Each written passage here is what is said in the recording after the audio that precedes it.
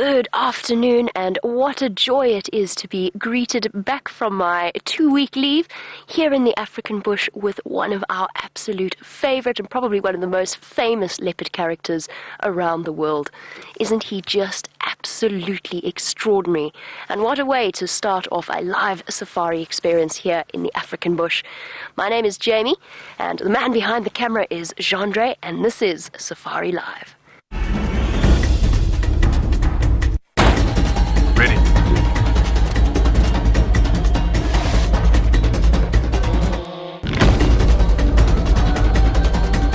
Standing by.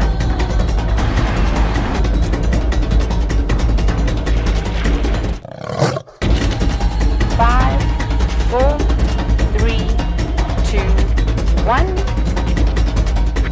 You are live, you are live. And as I said, what an extraordinary way to start off one's afternoon.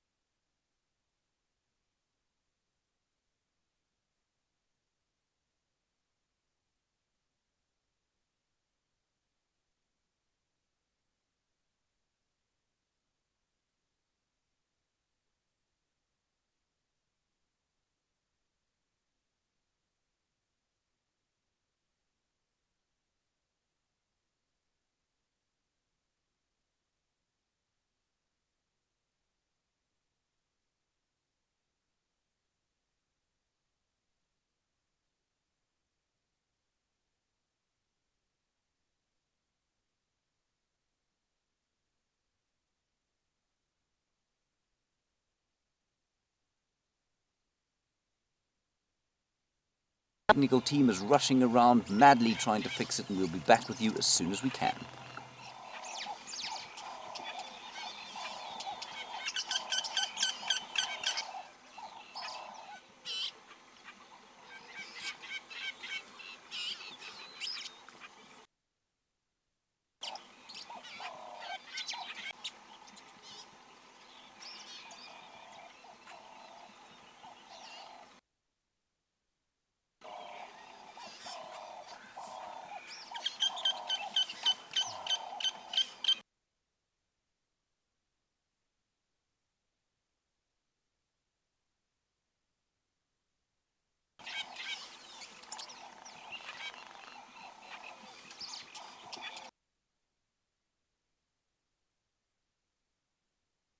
Hi everyone, we are experiencing technical difficulties, but please bear with us. Our engineering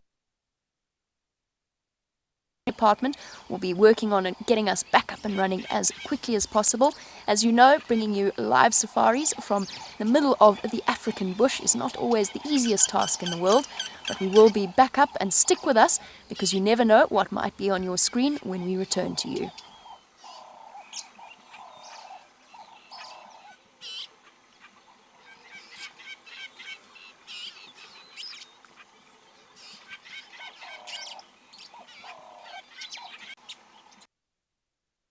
And I think you might have missed all of my introduction, which is terribly unfortunate, but I'm back from leave.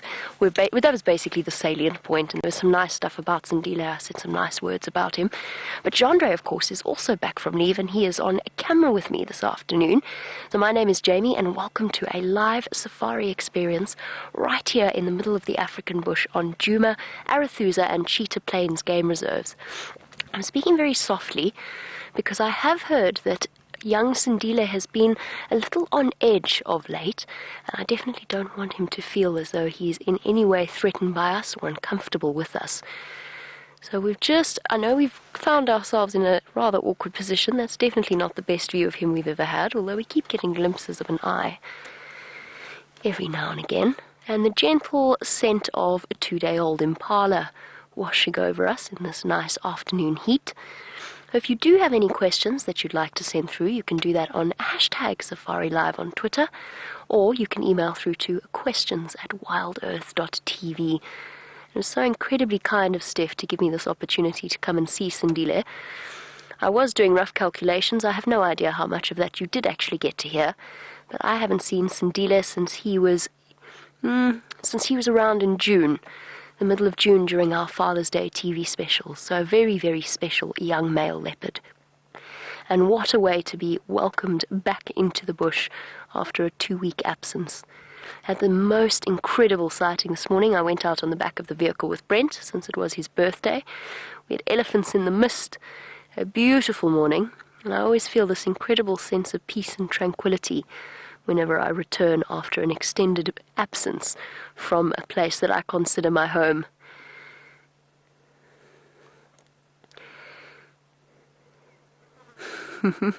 And thank you very much, James Richard, who has sent through a welcome back message for me and wanted to know how cute the wild dog puppies were. Well, James Richard, it was a vehicle that consisted of Brent's mum, Jerry, and myself. And for both Jerry and myself, it was the first time we have ever seen, sorry, we're busy looking at a leopard and talking about wild dogs, but I just have to tell you about this. It's the first time I've ever seen wild dog puppies. I'm trying not to get too excited because he's right there. Oh, angry elephant somewhere. Oh yes, so the first time I've ever seen wild dog puppies this small. This was our first day of leave. We went out with Brent's mother, who lives on a reserve just outside Hoedspruit. These things must have been this big. They were absolutely adorable. And the best part of it was we actually got to see the adult dogs return to the den and regurgitate the food, as they do for both the mother and the pups in the initial stages of their lives. And there was these 7 little ones. And I went back 2 weeks later, just before I came back to Juma, and went out with Brent's mom again. And these things had grown up so much. And their ears had started to stick up, you know, those giant Mickey Mouse wild dog ears, except for the one. They just had the most amazing floppy ear. It was the best experience. This, of course, is also marvelous. I'm a little bit reluctant to move. I'm just going to let him feel nice and comfortable and secure with us, although he seems to be thoroughly distracted by the prospect of lunch.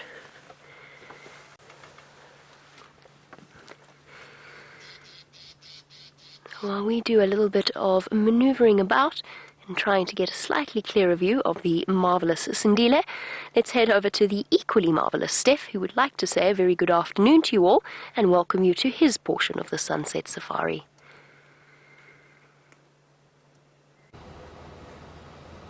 Good afternoon, yes, and it is a fantastic afternoon. Thank you very much, Jamie, and also it's good having you back in the driving seat again and back from a holiday. It seems like you've managed to get over your cold, but we'll fix that with a couple of days of fresh air and early mornings.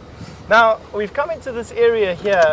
Well, firstly, let me not forget this time to introduce Brian. I forgot to introduce him this morning and he was cross with me. There's Brian and his thumb. And we've come all the way out to Buffelshoek Dam to come and have a look for Mvula. We thought, because we haven't seen him for a couple of months, and who knows when we're going to see him again, that it would be a good idea for us to put our heads together with Herbert and see if we can see where he went. And Herbert's been out here literally from lunchtime trying to track him. He's been on his tracks for a while, and then a big herd of elephant chased Mvula around a little bit, and he got chased by some buffalo as well. I've come into the shade of this absolutely giant jackalberry tree on top of this termite mound. Have a look at this guy. To see if perhaps Mvula didn't escape the marauding elephant by jumping into the tree or hiding on top of this termite mound, which he is prone to do, or leopard are prone to do. But no luck. It was never going to be that easy. Not 2 drives in a row.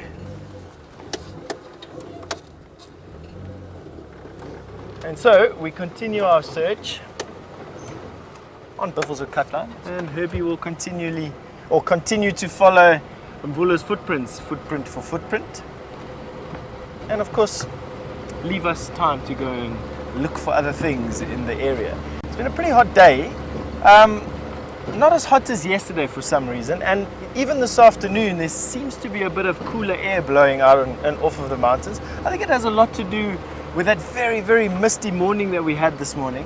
Plus, it was mostly overcast for the morning, with it burning off at about lunchtime, I think, was when I saw the last cloud sort of burn out.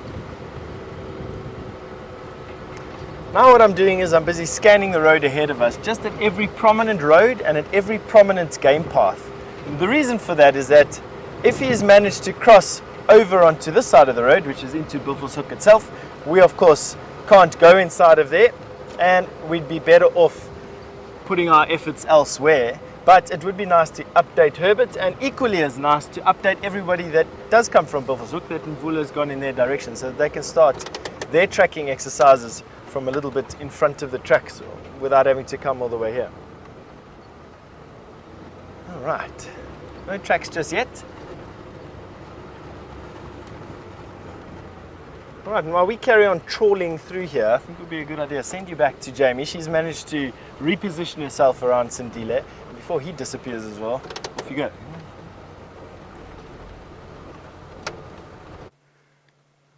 As you can see, we have repositioned, and in the great chess game that is live wildlife filming, Sindile has seen our movement and countermanded with a movement of his own, which then placed his head right back behind the tree, as he tucks into what's left of his impala carcass with considerably more relish than I think I myself might approach that task.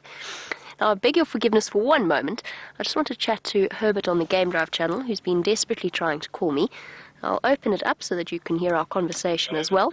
Oh, no, never mind. Steph's chatting to Herbert. And we'll leave those two at it to finish off their conversation. So we have a Game Drive channel that we use to communicate the sightings and coordinate our movements. So, as Sindile munches away, of course, the most noticeable thing about the sighting, if of course we could see his head and his neck, would be... Oh boy. It's all right. He definitely is a little bit on edge. Obviously, his treks throughout the greater reserve and the greater into the Kruger National Park have left him with a slightly nervous feeling. You can hardly blame him, being the young male leopard. But of course, the first thing that one notices about him in this sighting is the giant collar that sits around his neck.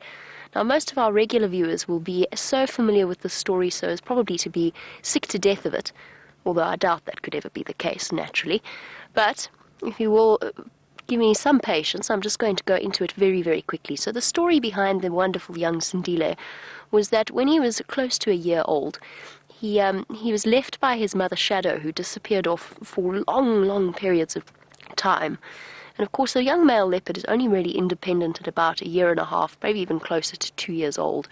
But Sindile was left to fend for himself, and as it was, he happened upon a dog that had wandered in through from one of the local villages, so a feral dog that had somehow found its way into the reserve, and he caught the dog.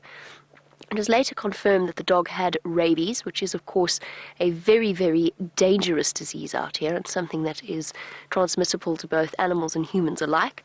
And as a result, young Sindile was whisked off to the incredibly competent care of a nearby rehabilitation centre, where he was given a series of injections and vaccinations and kept very much away from any contact with human beings. And then, in an extraordinary twist to the tale, he was released back into the wild, close to his, what we would call his natal area, around the 5th of May. We're not quite sure exactly where he was released, but he was released back into this area. Hello, boy.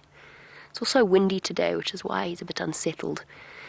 And we've been treated to some extraordinary sightings ever since. And for a now 2-year-old leopard, he's been doing the most phenomenal job of readjusting to his life in the wild, hunting for himself, looking after himself, and generally barreling about the Sabi Sands like a small spotted leopard-shaped cannon. From the northern part of the Sabi Sands into the Manuleti, into Kruger, into the southern part of the Sabi Sands, doing exactly what a young male leopard does best, which is avoid trouble and try and find himself a nice niche where there's no horrible big males to chase him away, and hopefully not too many lions and hyenas either. So to see Sindile back with us once again on Djuma is an absolute pleasure. Hey, gorgeous. And he is beautiful. Isn't he just so handsome? I mean, the bits of him you can see, of course, hidden behind the tree. And we've got to take absolute advantage of these moments, because with young Sindile and his movement patterns, we never know when he's going to disappear, and we never know when he's going to reappear. It could be, oh, hello. It could be months until we next get a sighting like this, or an opportunity like this. I hope that's not the case, but it could well be. So for new viewers, none of our other leopards have those collars around their necks. This is a totally wild leopard. He fends for himself. He is 100% wild. He just happens to be very, very special and unique. He's been fitted with that collar for the purposes of monitoring his progress as an animal released back into the wild after an extended period in, I use the word captivity lightly, but in captivity. Oh, yummy. It's exactly what I felt like for lunch. I don't know about you, Gendre.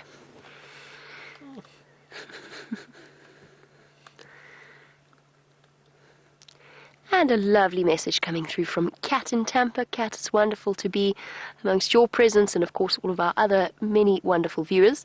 It is so lovely to be back. And Kat has said she absolutely loves Sindile. Oh, how could you not? With those big, innocent blue eyes and that beautiful face of his. And Kat says perhaps someday somebody will write a book about him. I can almost guarantee, Kat, that somebody will write a paper about him, or at least including him as one of the subjects in terms of research. And who knows, between the many guides of... Hello. Gorgeous boy. Oh, I love his eyes. There's the many guides of WildEarth. Of course, Mr. Hendry is the one with the commitment to writing a full book and publishing them. He's done several.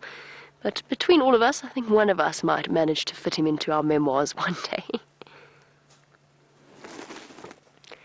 And off he goes. It's blisteringly hot this afternoon. I went away and I came back and summer had arrived. Gendre, doesn't it feel that way? It's definitely gone from winter to summer, so it's hot for him, and with his full belly he's going to go and look for some shade.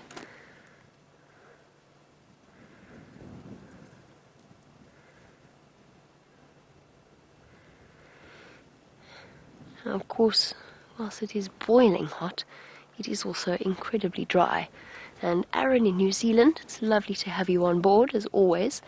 Do we have a prediction date for the next big rains? I think we should get a bet going.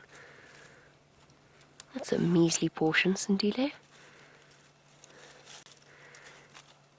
Shame, boy. Not much left of your carcass. Oh, shame he's trying to cover it up, hide the scent away from the hyenas. So apparently there is a conversation about when the biggest rains will be. What counts as big, by the way? Are we talking 5 plus? Are we talking 10 plus? 15 plus? 20 plus? Okay, 20 plus. Alright, so it's over 20 mils, and we need a prediction date. Gendre, would you like to give it a go? We've already got quite a bet going that they're not coming. Okay, so Gendre says not at all. Oh, goodness, that's it. Well, they have to at some point. It might just be, yes, October 2017, which of course we certainly hope is not the case.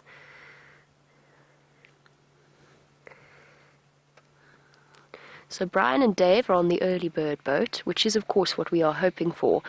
Although I have to admit September would be, that would be very early for a big rain. My guess would be I'm hoping for some time in October. We are, of course, for new viewers, we're in a crippling drought at the moment, which is great for leopards like Sindile.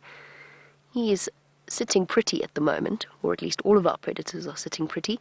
But as you can see, as he sits there and munches away on his measly morsel, there's not much around in terms of vegetation cover. Now, typically, we're going into our rainy season now. We usually get our big rains around the end of October, beginning of November. All right, I'll stop prevaricating and I will give you a date, and I will say the 23rd of October. I have absolutely no idea why I said that, but there you go. There is no rhyme, reason, nor science behind that. In fact, I'm not even sure it was an educated guess, but for some reason, the number 23 jumped out at me, so I'm going to say the 23rd of October. So there we go. Let us see which of us is going to be correct in our guesses. Oh, goodness, Lou. You and I are on the same page. Lou has betted the 24th of October will be when we get our big rains. Sure. Okay, Gendre's taking the 18th. He's decided to brush aside his... Oh, that's what Sindile thinks of your prediction, Gendre.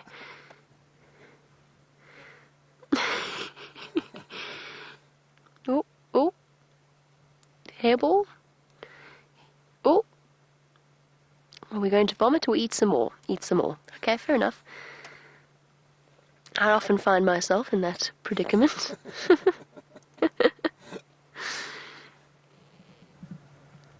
And for those of you who are concerned about that collar, Harry Camacho has come through. I know this has been passed on, but for those of you who perhaps missed that update, Harry Camacho has come and had a look. He said that collar is still fine and that it will drop off when it does get to the point of being too tight. But for now, it isn't. Although it looks uncomfortable, it isn't in any way sort of pushing on his neck or anything like that.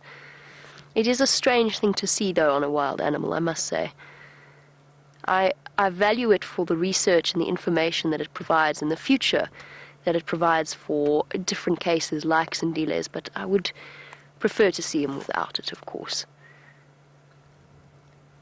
Okay, so the 18th of October, Gendre. We shall wait and see. And on that note, waiting and seeing, let us go and find out, let us no longer wait, let us go and find out what is happening with Stef and his search for Mvula. Ooh, hold on. He's seen something. Just hold on 1 second. Something gave him a fright. I think he's just nervous. He might have had a few encounters with hyenas last night because his carcass was on the ground. So it might just be on a breezy afternoon he's heard something coming. Nah, he's relaxed again. Okay. He's going to go and find himself a nice shady patch, and I think we'll try and stick with him and see where he goes. If Sindile does decide to move off, just to finish off quickly, if he decides to move into this block, because of... Oh, I think he's fine. I think it's safe to say that all is well. Thank goodness Brent left me with some vials to collect some leopard scat. Right, so while young Sindile completes his ablutions in peace, let's go and find out from Stef how his search for Mvula's going.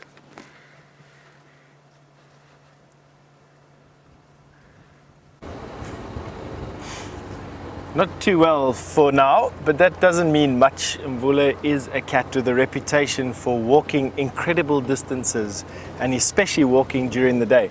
And today hasn't been that cold, or that warm at least anyway, and so I would expect there to be a little bit of a challenge in finding him, and that there is.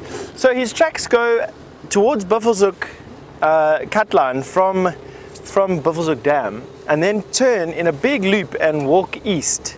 And that is just so typical of a leopard, to sort of confound the spoor. But you don't know what it was for. There could have been something coming down the path. It could have been an elephant or some buffalo. Any number of different things could change the pathway that a leopard would take. So what we've done is sort of hopscotched in front of the line of his tracks a little bit to see if we can pick up any sign of him. And it's always a good idea when you're tracking leopard to switch off your car and just listen to the bush around you. Very often we miss markers, monkeys calling, various animals giving alarm calls, and you'll drive straight past the leopard without even seeing it because of this. So that's exactly what we're going to do. We're going to drive into this area ahead of his tracks and then switch off and listen.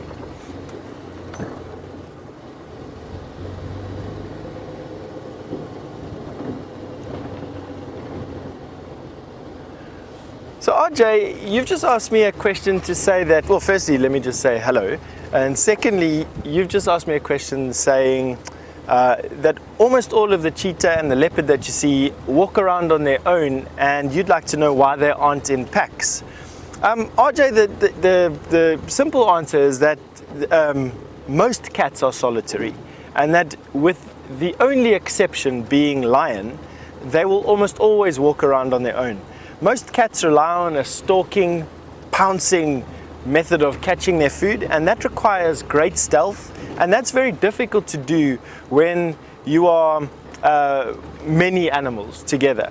Now, although lions do employ the same sort of tactic, the stalk and pounce method, quite often the prey that they hunt is far, far bigger than what they are. In some cases, buffalo for instance, you're looking at 4 times the weight of a big male lion. That's where buffalo, a pretty big bull buffalo comes in at. Giraffe, double that again. Elephant, 6 times, 8 times that again. So lions need to break down their hunting into many so that once something is caught, that they can all help to bring it down and therefore all benefit from the kill. So with the exception of lion, all cats are solitary hunters. Animals that do hunt in a pack, outside of the cats of course, are the African wild dog or the painted wolf, the hyena. They are also pack hunters, although a great deal of hunting in the Kruger National Park happens solitary or in pairs. Hyena are very prone to forming quite large packs, up to 50 plus individuals, and even they are capable then of pulling down buffalo. And I haven't heard of them pulling down elephant. Baby elephant, yes. Hippopotamus, yes. But not elephant, not hyena, I think. Not full grown, at least, anyway. That is almost exclusively to lion. So I hope that that answered your question, RJ. Oh, the sky is just this most beautiful color, and I think that is exactly going to give us the reason to switch off and just enjoy this blue of the sky. What you're seeing over there, that blue is 100% what I'm seeing, and I'm looking at on the monitor that I have in front of me here, and I'm comparing the two, looking up and then looking at the screen, and it's identical. Just have a look at that. Not a cloud in the sky after this morning being so misty we couldn't even see the front of our bonnet. And you can just see those skeletal figures of those trees. These particular ones are not being affected by drought. Those particular ones are dead because of being ring-barked by elephant. And then we're moving across to some knobthorn acacia. And then there in the distance, that green bush is a guari, a euclea, one of the evergreens here. Very tough, leathery leaf, full of tannins, not very digestible at all. So only under dire circumstances will elephant eat it, and you can see that there's a lot of it around here. They, of course, produce a berry that is quite edible, and in January, February, March, and April, hardly a bush here gets bypassed without a handful of berries being plucked off of it and shoved into our mouths and into our pockets. Very handy fire beater as well, just by the way. Let me go and see if I can get you a branch and show you what I mean by a fire beater. Fires here, of course, are fairly common things, and we quite often will use these. Just pick you a nice one. Something slightly bigger than this. I'd go in and I'd go and get a big branch. And fires being fairly common out here, how you combat a wildfire out here is by putting in a backburn. If any of you have ever seen how they burn sugarcane, or sugarcane is probably about the best way that I can describe it. So wildfire is coming towards you, blowing with the wind, uncontrolled, very, very dangerous. You go to a road or a fire break and you put in a backburn that burns into the wind and towards the fire. What it does is it creates this gap of burnt land that the fire will be able to find no food in. And so the two fires join with one another, they form this massive conflagration and will eventually just put each other out. And how you put in the backburn is from a road. So say now my finger was a road, if the fire was coming this way, you'd put the fire in here and you'd burn it. But of course the wind will be blowing in your face, and you need beaters to stop any bits and pieces of flame that come across from your backburn, as we call it. And you need a beater to put it out. And we use guaris for that. And you can see I can bash this as hard as I want and the leaves don't come off. So you can see what a good fire beater that would make. And while I'm bashing it, I'm thinking it might even make a very good fly swatter as well, considering I get plagued by the little insects. I almost said something else there for a second.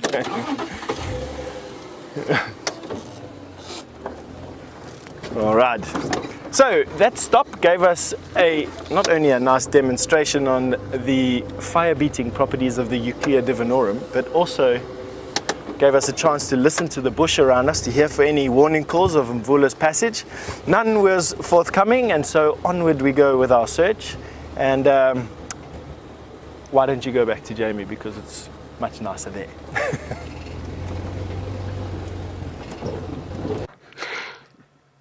It is lovely here, although having enjoyed the pleasure of Steph's company, I wouldn't necessarily say that it's much nicer here. However, I've just realized that I'm a complete and utter silly person, because of course it wasn't the last time that I saw Sindile on the Father's Day show, because as Kirsty was updating us about the Steph's search for Mvula, I realized the last time I saw Sindile was with Mvula, sharing that impala carcass not far from where we are now at all. So my apologies for that. I don't know how I managed to... I didn't so much erase that from my memory as just simply got my timelines mixed up. But nevertheless, as you can see, while you were with Steph, Sindile finished the sort of end parts of his digestive process of the impala, and we shall be heading back to where he deposited that scat on the ground at some point. Not right now, and I'll explain why. One thing I have noticed, one thing we know for certain with Sindile, I've accidentally walked him twice now, that since he's been released back onto the reserve, and he is not at all comfortable with people on foot. He's running away at 150 meters. So if I were to go now to where he deposited that scat and try and collect it, we would find ourselves with a very missing leopard. In fact, we would find ourselves with no leopard at all. Luckily, Brent, when he cleared out the car, left me with several lovely gifts. One was the leopard vial, the leopard scat vial, with its preservative silicone beads, sorry, you know, all the same basically. And into this I shall scrape and deposit a Sindile's scat, and this will be shipped off to a company called Panthera. So we're going to write down all of his details on the little piece of paper that's tucked away in there, and off it will go to Panthera to be included as part of the genetic studies of the various cats, or at least in leopard terms, particularly focusing on the paternity of our various leopards, so who the father is, because that, of course, is one of the great unsolved mysteries of the leopard world. Which male leopards father which cubs, and is it possible to have two cubs of the same litter fathered by different fathers? So that's the whole plan, but of course I can't do that right now. I know that we did collect Sindile's scat at some point, but I quite simply cannot resist the compunction to go and pile some more scat into a tube. And it's not just that, it's also the fact that the more scat samples we get, the better in terms of the accuracy of the study that they're going to perform. So whilst we may not see results of the study for a considerable period of time, at some point the much debated question, who is Sindile's daddy, will be answered by genetic testing. Could it be Tingana, the dominant male leopard, and the high sort of, I think, most people's favorite suspect? Or is it the Anderson male, or is it Mvula, who, of course, Steph has been searching for? And whilst he's been on the search of Mvula, he has found something else, something feathered and bright purple.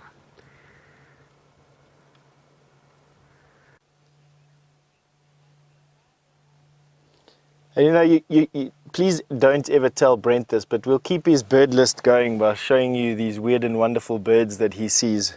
We'll let him feel that it's being ignored while he isn't here. But this is a fine example of a purple roller, just with that achingly beautiful blue sky behind him.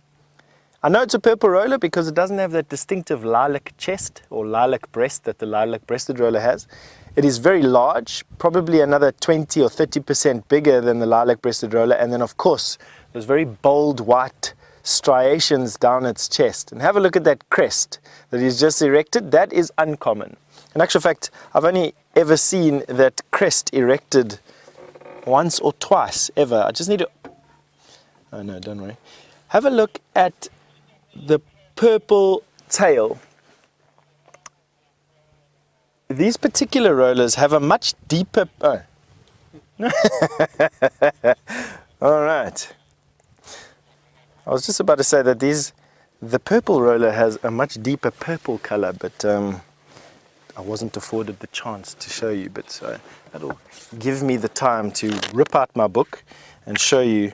This is mostly how we show you the purple roller, because they normally always do what they've just done now. So let's go here. So what I wanted to show you was this deep purple on the tail. This here is what I wanted to show you. And they have a deep purple on their wing as well. But have a look at that. Isn't that just fantastic?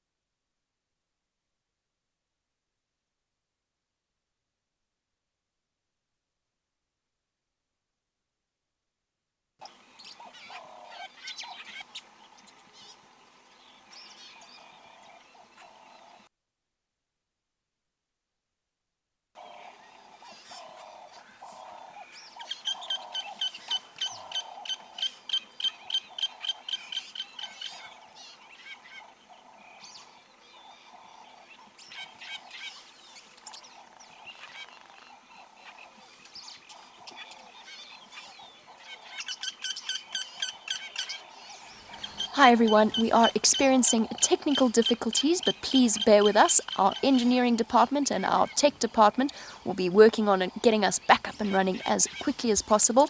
As you know, bringing you live safaris from the middle of the African bush is not always the easiest task in the world, but we will be back up, and stick with us because you never know what might be on your screen when we return to you.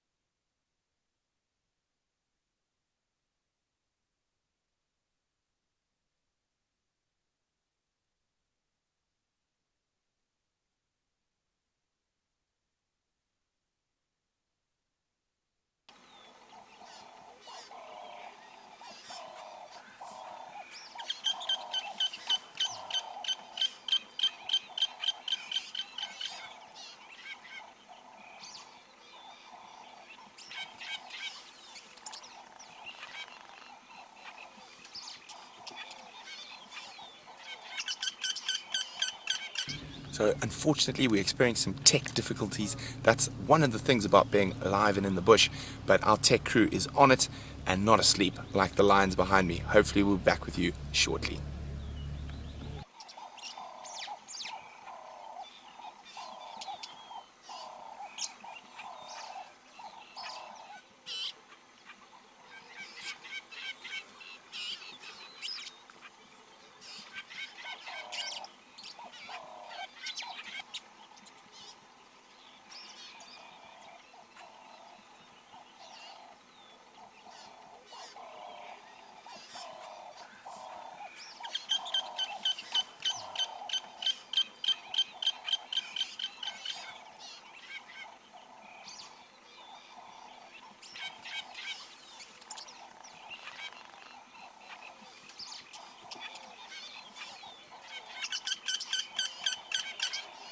Sorry about this, everybody. Perhaps something has pushed over the Gari repeater, just like the elephants have pushed over this marula tree.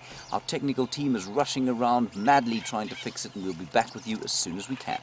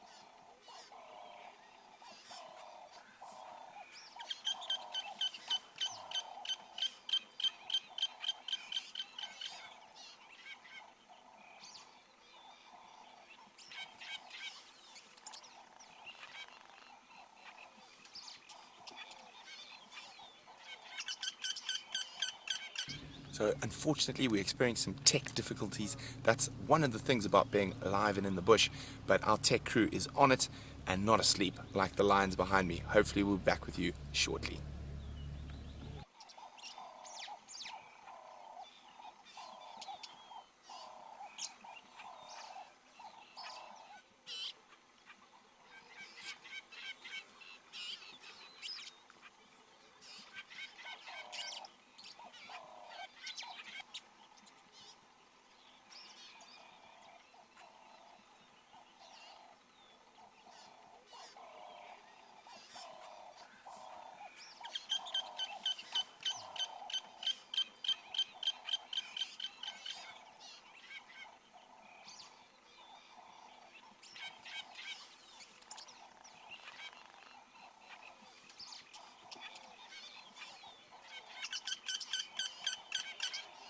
Sorry about this, everybody. Perhaps something has pushed over the Gari repeater, just like the elephants have pushed over this marula tree. Our technical team is rushing around madly trying to fix it, and we'll be back with you as soon as we can. And we are back up and running, and my sincerest, and on behalf of the entire WildEarth team, our sincerest apologies for the attack of the gremlins that appear to have happened this afternoon. Personally, I blame Gendre. I feel as though... Thanks, Jamie. It's a pleasure, Gendre. It's either Gendre or Jerry, both of whom, of course, arrived back before the afternoon drive. It's not me, because the gremlins did not attack this morning, as far as I know. So it was absolutely fine this morning, therefore it's not me, and the only other logical explanation is that Gendre or Geraldine brought it back with them. I did see Mr. Hendry driving back in with Dave and Peter Braat. Oh, and Ian, actually. Ian's here as well, so it could be any of those suspects, but it's not me. I am innocent. It is a day of many newcomers and many people disappearing. We've had quite the changeover of staff. Anyway, Sindile is completely unfazed by our problematic moments with the gremlins, and as you can see, he is snoozing quite peacefully on his termite mound. He's perfectly relaxed, but he is restless, and he is keeping a close eye on us, so we're going to settle with our lovely view of him from here for now, and we'll just let him have as much space as he needs. He does look like, though, he's got the best spot this afternoon, which of course a leopard is very good at, but he's found himself a really nice shady patch in the shelter of that termite mound.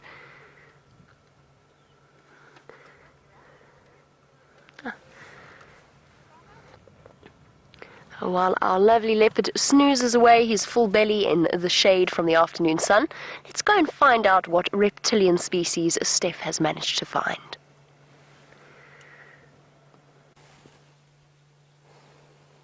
See if you can guess what that is, just from the tip of the tail.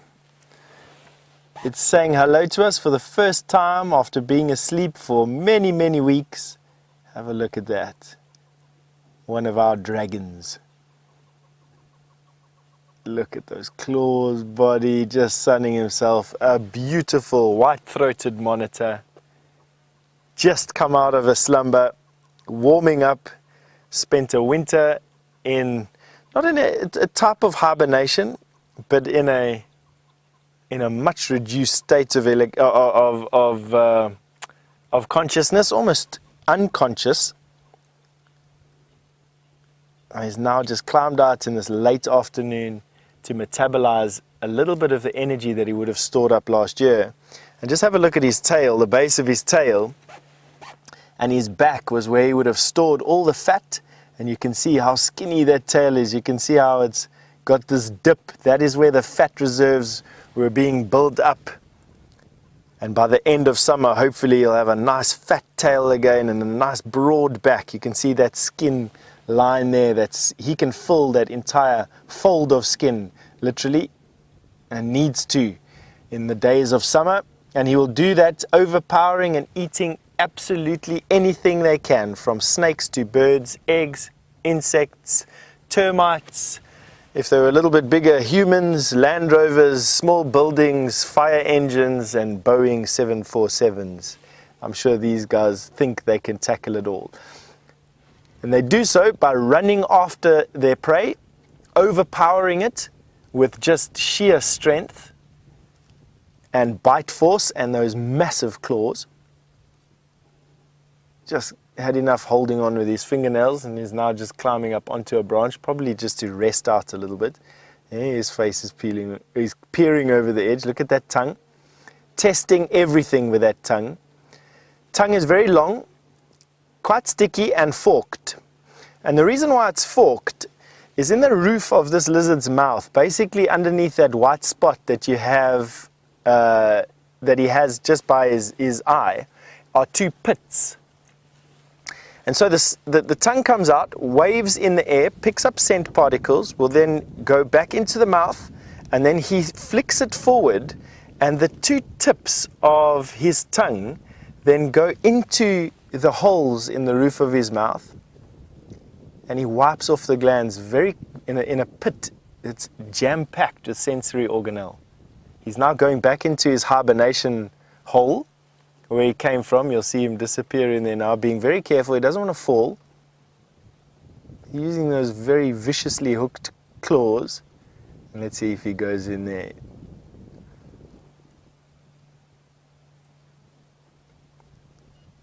Just an absolutely fantastic sighting of this white-throated monitor. You can have a look at their hands, his four legs, four claws. You can see those claws that are very long. Exceptional sense of smell, can smell rot. He's not outside of the possibilities of scavenging off a carcass, using sense of smell and his eyesight to catch and locate prey.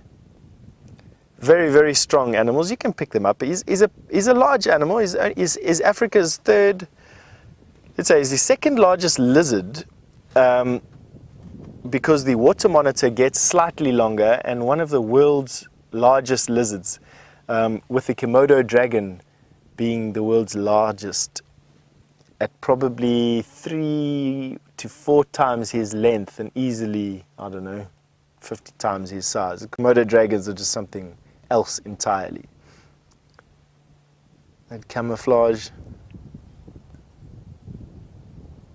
resting up against the tree.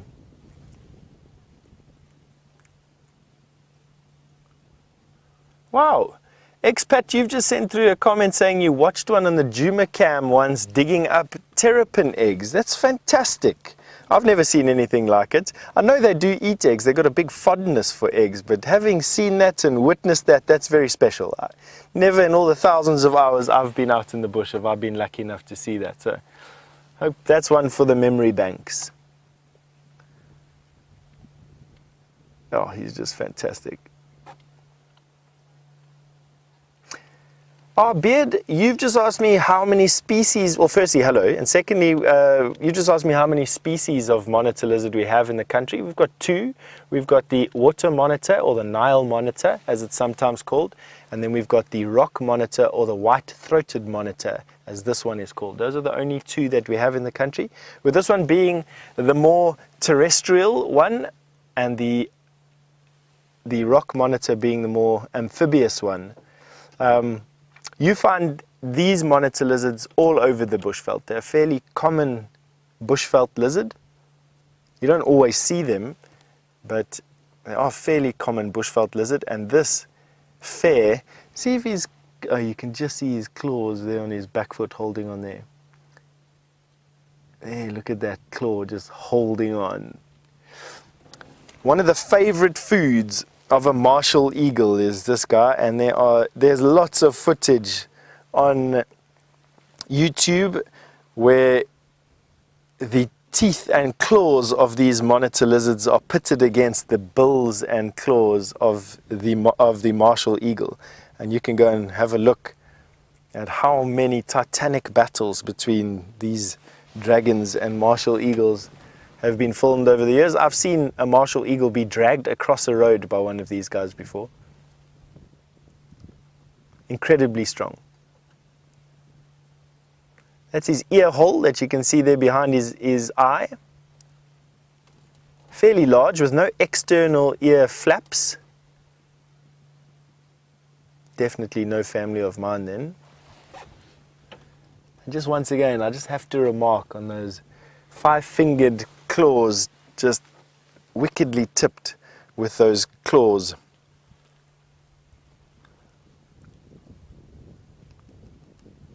Just a fantastic sighting of this monitor lizard. Really has to be one of the best sightings. Kathy, you're absolutely right. I'm also going to join you in that statement. You've just said that you're going to enjoy spring with all these creatures that arrive, and that is 100% why I enjoy summer so much. It's just the diversity here is just so fantastic. You got from these dragons all the way through to the most minute, interesting insect. And all the flowers and all the birds come back and all the vibrancy in the plants. The clouds that build up in the sky. I really am looking forward to summer again, I must be honest with you. But then, you know, when we're in summer and we're battling with the heat and you've sweated for 4 weeks non-stop, then you also miss these massive blue skies and the chillier weather. Let's see if we can go forward a little bit. I suppose that's just the nature of humans, never to be completely satisfied, hey? Now, we're not particularly sneaky in a 2-ton Land Rover, but let's just see what we can get right here. Let's see if we can show you his nest.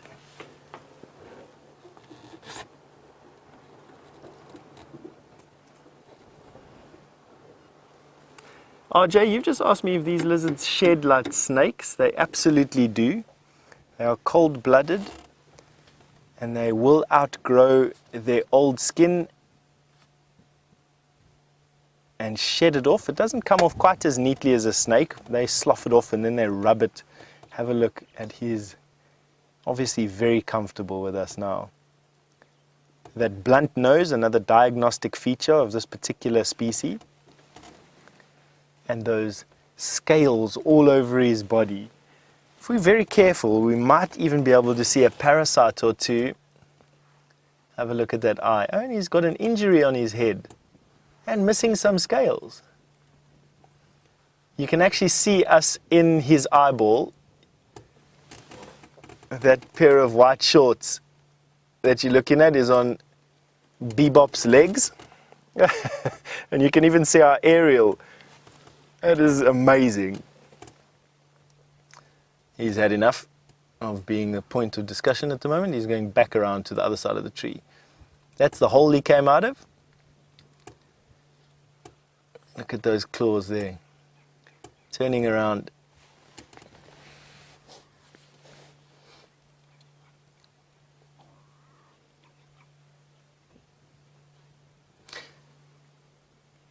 So Dina, you said that you don't really know anything about monitor lizards, and please excuse me, I haven't furnished anything except the most common.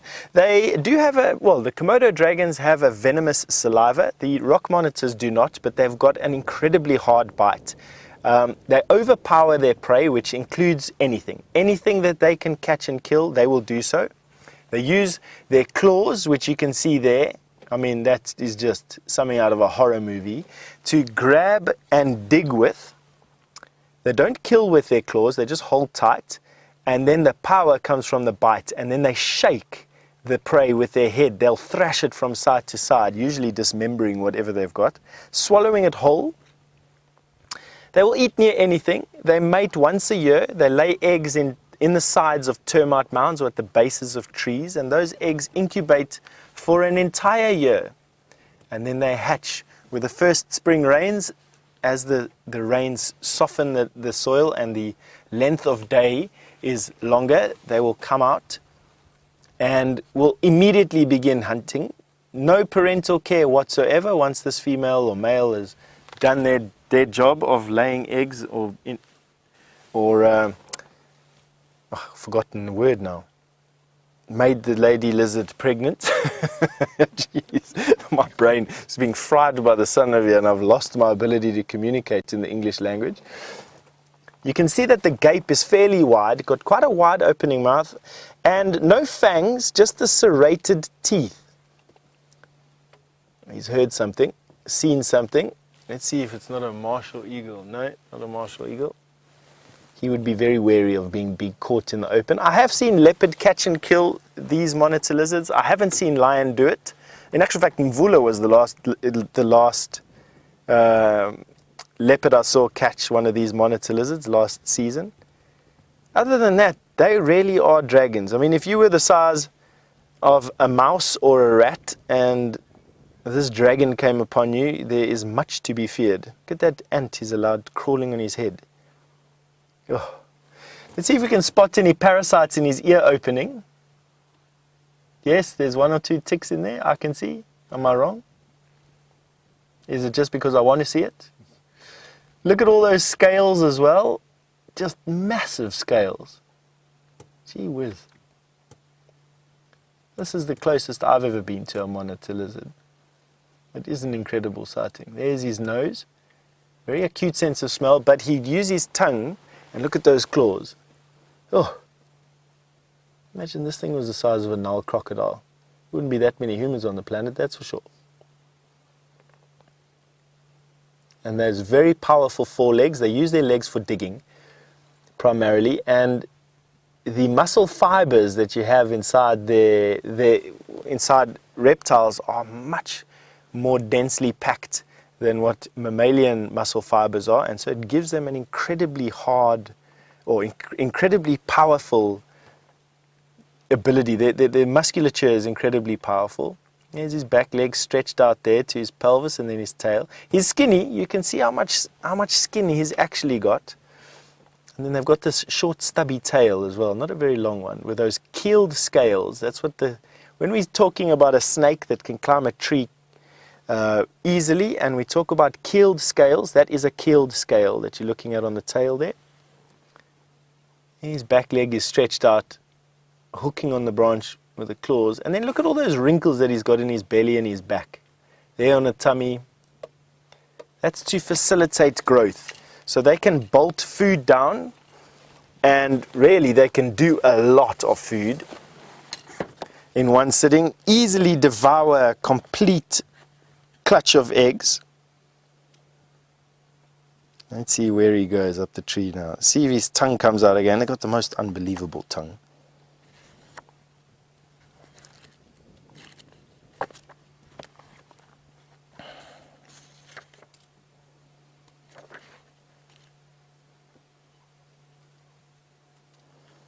Very, very, very nice.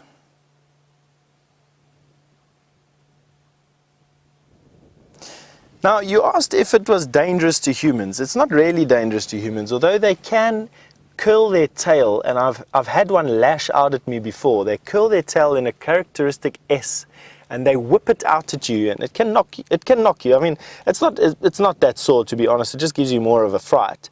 And then they can use their claws to rake you if you catch one, and then they bite as well. They've got a very, very strong bite. I have a fond memory of sticking a stick into a hole that had one in, and he bit the end of the stick, and I couldn't even turn or rotate the stick. Can you believe it? A bite there that'll easily take off your finger or do you some damage, at least at all.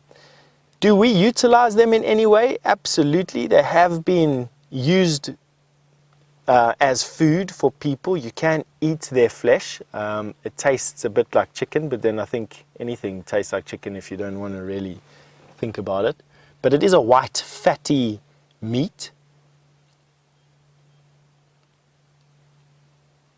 And just have a look at that.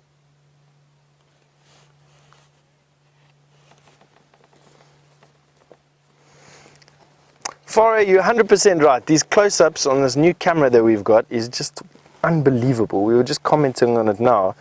The amount of things that we can show you with this particular camera is just wonderful. I have to say thank you to everybody that helped make the purchase of this possible.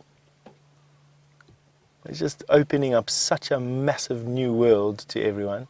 Have a look at the way his scales behind his head are very different to the scales on top of his head.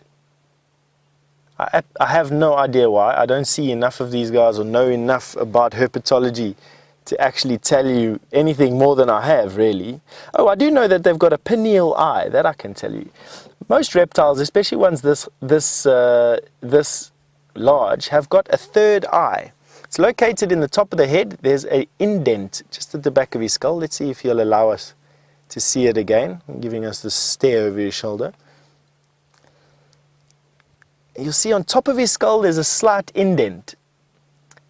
That is a very thin portion of the skull, and there's just below the skin, through a very thin piece of bone, there's a third eye that is light sensitive, and they use that third eye to judge light intensity and length of day. So it can actually see, not well, I mean it doesn't see patterns or anything like that, but lizards have got a third eye in the middle of their head. I just found that a fantastic fact. So pineal eye that the monitor has, used to judge light intensity and length of day. He's just tolerating us here. They're very good swimmers. They use their tail. You can see his tail's actually flattened dorso-ventrally, which means that it's squashed on the side. So you'll see there it's round, but as you go up to the swimming part of it, it becomes squashed top to bottom, well, squashed in the sides, and they'll swish that from side to side. They swim incredibly well. There is all the fatty deposits. That's where it was stored, and in his back, just in front of his hip, there is where he stores lots of fat over the course of the summer, feeding pretty much non-stop. They're cold-blooded, so they operate within a range of temperatures. Too hot, they die. Too cold, they die. Just right, although they don't have a set body temperature like we do. We've got a set body temperature of 37 degrees centigrade, 2 degrees up, we run the risk of overheat and dying, and 2 degrees down, and we also risk the same. Most reptiles can do a couple of dozen degrees, 10 degrees or so, up or down. Just have a look at the ease. He's just scaling this marula tree vertically. Very camouflaged against the bark. As I said, the martial eagle is his main predator, and then also honey badger will also catch and eat him. I would love to see a fight between a honey badger and a large monitor. I mean, if he can give a martial eagle a run for his money, imagine what a honey badger is going to... Both of them being probably the most stubborn of all African carnivores. This one and a honey badger. Just look at now, we've got such a view of that forearm on the right hand side. Just have a look at all that muscle holding that hand together. He'd give Popeye a run for his money with those huge forearms. Oh, Popeye forearm. I don't even know if those cartoons play anymore.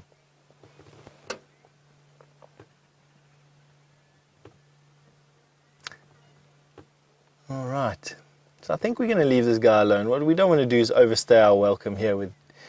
No matter how much we try, we do have an effect on these animals, and I think what we'll do is leave him in peace, let him get back to the sunny side of the tree and do whatever he was going to do. Let me roll gently forward before I start the car and scare him. There we go.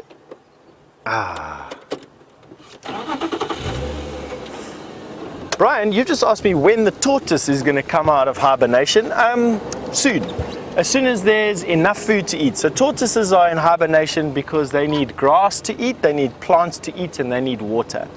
And they'll stay in hibernation until those three things happen. And I don't think we're going to see very many tortoises this month, although this month is ended. We'll probably see tortoises towards the end of September, beginning of November again, with the most tortoises coming out in proper summertime. So from the 1st of November to the 1st of April is when we see most of our tortoises out here.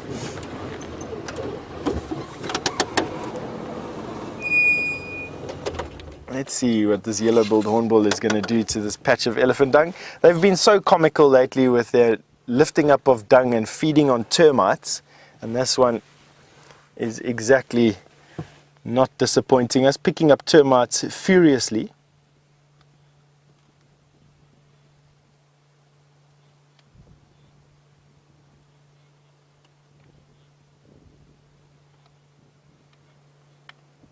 Just have a look at that.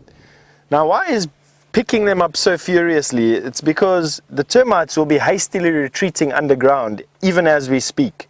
And for him to get the most benefit for having flown all the way down here and then used his massive chisel beak to lift up the piece of elephant dung, he will need to feed on them all and as much as he can before they all disappear. And that is exactly why he's so furiously picking up all of those termites. And the termites obviously using the elephant dung for its source of moisture and also the wood. Just have a look at that. Southern yellow-billed hornbill, that is what we're looking at right here, and from the looks of things a male with that red throat patch under the beak. And a full-grown male as well. One of my favorite birds, always busy doing something, very industrious, and comes from literally one of the most successful bird families that we have out here, the hornbills. From thick jungle all the way onto nearly the sand deserts in Namibia. And he's using the very tip of his beak there. Oh, just look at that. Good looking bird, wide stance. A friend of mine once brought one up that had was missing a wing, and this bird used to run riot in her house. And then using his one wing and his little stump that he had left of his other wing, he used to climb right to the top of the tallest tree in her garden and sit there the whole day and make noises and jump from branch to branch and then come back down and then absolutely ruin her house. Every single bit in her house, every inch of her house was inspected every day, even though he had a bowl full of food presented to him by basically my entire guarding staff would catch grasshoppers on the soccer field all day and bring it to this hornbill. He all had a soft spot for this little guy. He eventually just walked off into the bush, had had enough. The way he uses his beak.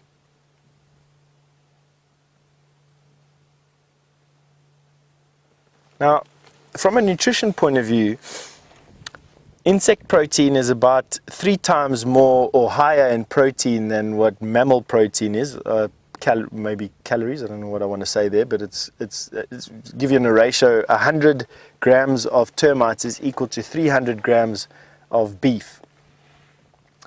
So this hornbill being able to feed and have the strength to pick apart this bolus of elephant dung is giving himself the absolute advantage. He's not flying around, he's not flapping, he's not using those giant chest muscles to get himself into the air.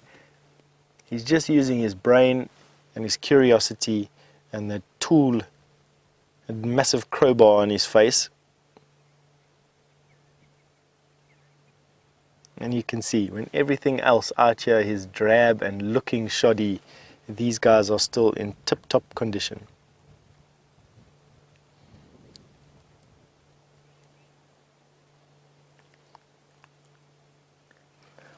Paul, I agree with you. It is pretty amazing that he can pick up tiny termites with that huge beak.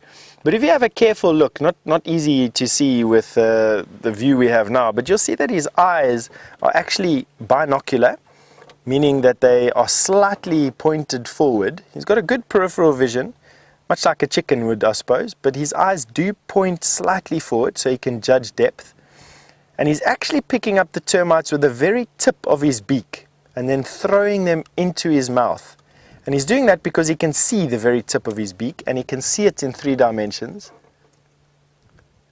So he knows it's like your finger picking up something small. He can see it, he can judge distance, and he can accurately aim and place his beak where it needs to be.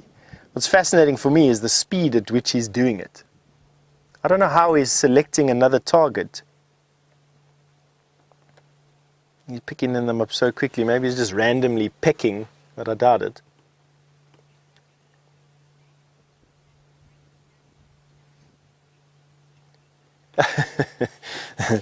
Seems like I'm never going to get rid of this particular one.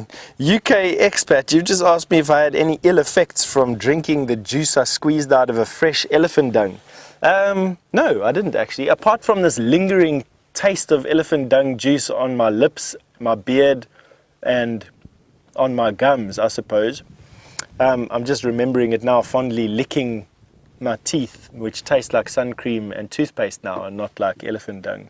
But no, I didn't even have a tummy rumble, not even one, which is a bit worrisome. But goes to show that it couldn't have been too bad for me. I don't think I'd like a cup of freshly squeezed elephant dung every day with my breakfast, to be quite honest with you. It had a slight sort of oily texture to it. But would I do it again? Absolutely. Would I do it in a survival situation for others? Without a doubt. Did it work? Yeah. Well, it was the only surface water that we had around us, and I got a good half a snail shell out of one bolus. If I had squeezed all of the dung there, I would have gotten easily 2 cups of water out of that one elephant dung.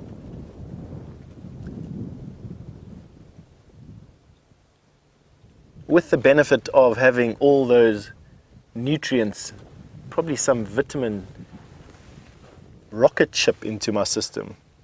Well, I'd like to tell myself that at least anyway. This guy is just going at it, and I don't want to disturb the poor guy, but I mean, he's going to be so heavy he won't be able to fly. He's going to sleep right here next to the elephant dung soon.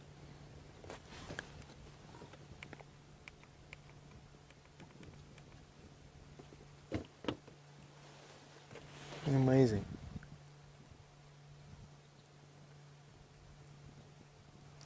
There's no other birds that have come to join him, which is bizarre. Usually when one bird finds a food source like this, other birds quickly follow, and the fact that he hasn't been chased off here by a bigger hornbill, or been joined by a bunch of juvenile hornbills, or for that matter of fact by any other bird out here that loves termites, is just incredible. Testimony to how hot it actually is, to be honest.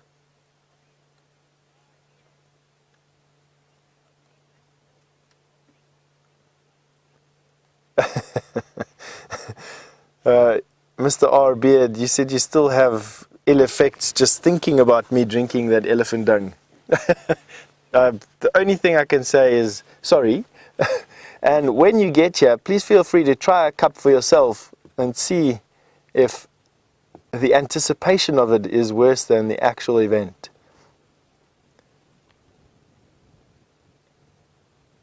Just look at that beak that he's got. He's actually got some cracks. It's a full-grown hornbill, this, and you probably find that he's learnt over the last couple of years exactly what works for him.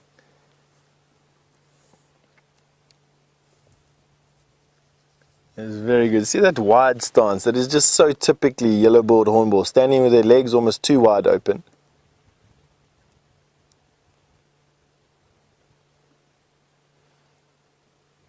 Amazing. Absolutely amazing. Now these guys have another interesting trait.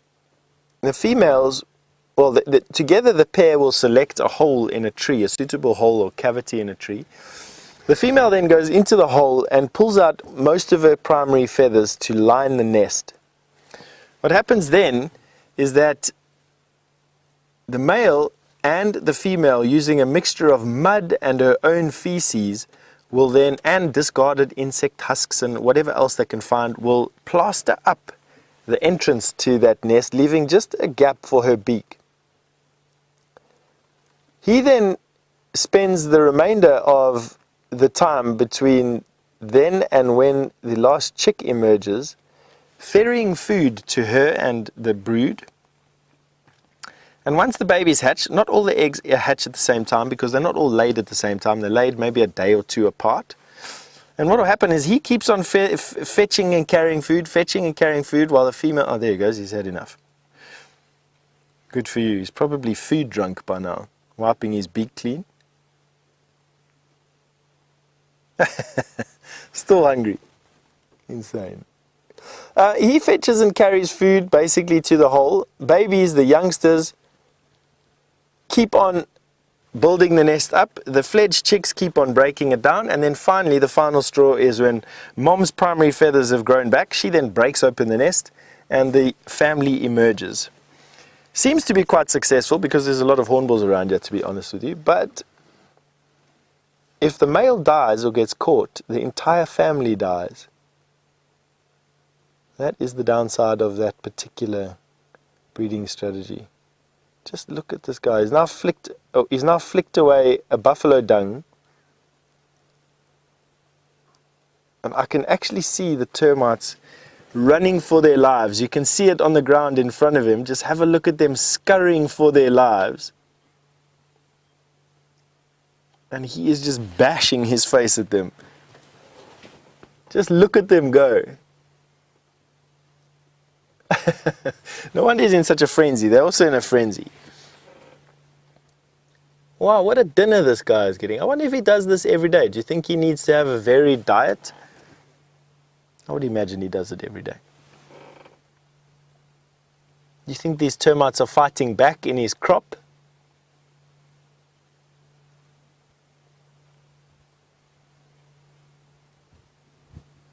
That's amazing.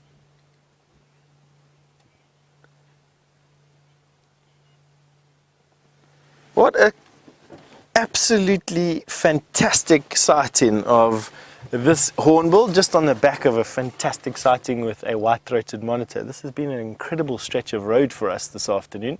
But we have left Jamie out of the picture for a little bit, and as far as I know, she's back on the road again with Jandre, and I'm sure has a plan going forward, which she'd like to tell you. So we'll catch up in a little bit. See you later. I do indeed have a really exciting plan that I would like to share with you. There is a reason that I have left young Sindile.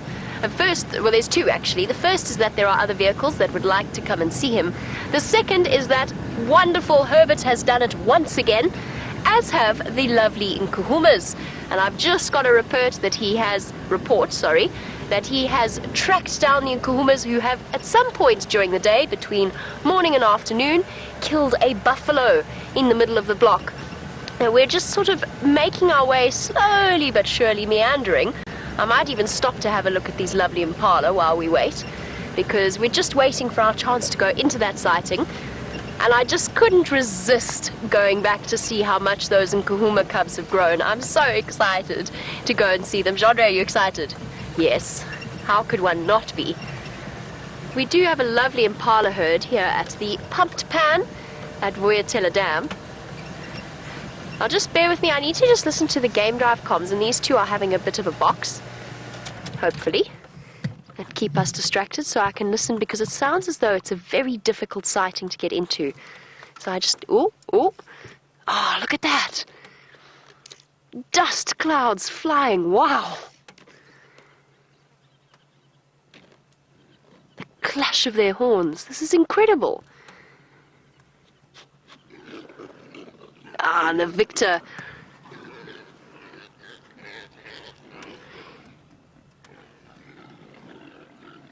Oh, and it has sparked off a riot of male impala, making their peculiar rutting sounds and chasing each other. Round and round, dust clouds flying. I don't want to be the one to tell them that mating season's over and this is all for nothing, but they seem to be keeping each other so thoroughly entertained. The funniest part of that whole sighting, which only I could see, was while they're making that very peculiar grunting sounds that seem so very incongruous to such a gorgeous, dainty antelope, there was one young male with sort of tiny pointy horns that decided he was going to join in, and then got terrified and ran away. And just like that, it's over. Peace returns to the world of the impala rams. That we've just come out of their breeding season. In fact, I say just, it's been a few months since we've come out of their breeding season. Around May, June, we get that all the time. The males constantly sparring, fighting each other, often with some serious injuries as a result. But now they're just letting off a little bit of steam, I think, enjoying a nice afternoon battle, and so terribly atmospheric with the sun sort of billowing in the reflection of the dust. I just want to see something. Let's just have a look at this impala on the right here, this ram on the right. He is absolutely covered in oxpeckers. Now, generally, because they move about in groups, those birds that are busy picking off the ectoparasites, or the ticks, on his fur, they might all be part of the same family of oxpeckers. But sometimes you find when you have an ill antelope, they have a higher tick count than normal. Whether it's injured or something's wrong with it, it's not quite fully healthy. He looks fine to me, though. And sometimes you see more oxpeckers gathered on that particular animal than others. He's got 1, 2, 3, 4, 5, 6, 7, 8, 9, one on each leg, 10. That's a lot of oxpeckers for one small antelope. Oh, there's even more on the other side. My goodness. That might be a record for the number of oxpeckers I've seen on an impala before.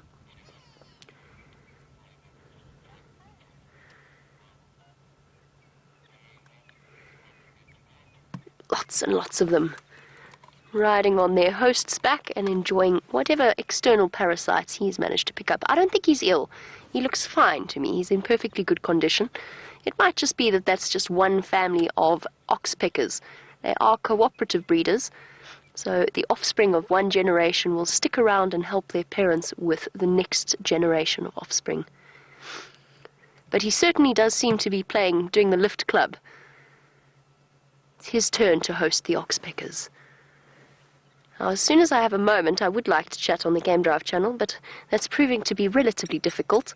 So what we'll do is we'll just start making our way in the direction of those lions. The reason I'm contorting myself like a mad person is going to be impossible for Gendre. Sorry, Gendre. I wondered why the lapwings were... He's right over our heads. Wait, come back. Come back. It's one of my favorite raptor species, and I haven't seen them since I left. And it's a Harrier hawk, and it's being thoroughly inconvenient. Come here. Oh, poor Gendre. I'm making his life so difficult. But there we go. Well done, Gendre. Everybody across the world, a round of applause for Gendre, who managed to get the Harrier hawk on camera, which was not easy, because he was right above us. So bravo, Gendre. And I've heard some incredible stories. Brent, of course, keeps me updated as to the goings-on whenever I'm away. And he was telling me all about the fact that the Harrier hawks have been busy raiding the mud cracks of the dried dams and picking out frogs and other things that they can find there. Oh, they're just the most fascinating birds of prey. That's one of the reasons why they definitely fall in my top 5 favorites. They're always doing something fascinating. In this case, flying, which, you know, aerodynamically is also fascinating. And I got so distracted I missed my chance on the Game Drive channel. How devastating. Beautifully done. Well done, Gendre. You can just hear immediately the responses of the birds and the squirrels. They've got such sharp eyes, and they're constantly looking for threats like that. And they started alarm calling. And this ewe has just decided to head across to where the water is pumped. Oh, or not. Or, you know, she's going to go... Oh, there we go. She's got the runoff. That's what she's after. One of the few remaining water sources for our poor, pressured animals in this dry season.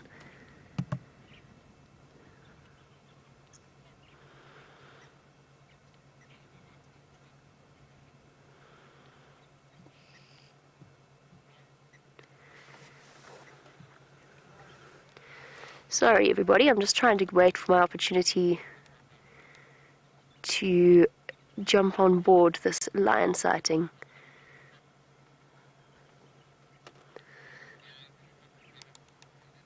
No, still chatting.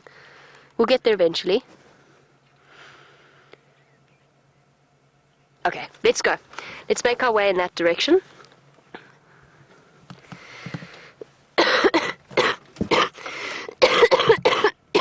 Excuse me. Thank you very much. I may or may not have had a slight cold while I was away. I am very much on the mend, though. Just been left with the residual hacking cough. There's been something horrible going around throughout South Africa. I'm relatively certain I caught this from my mum while I was on leave, but I know that James had it, I know Lou had it, Kirsty had it a couple of months ago. And Brent also has had it. So there's some horrible virus going around. And Jean-Andre was also ill for the duration of his leave. So there we go. End of winter in South Africa. Apparently it's just the time for the viruses.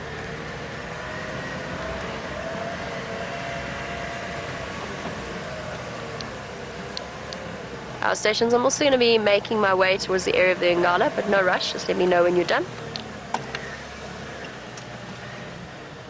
There we go. I managed to get a chance to talk.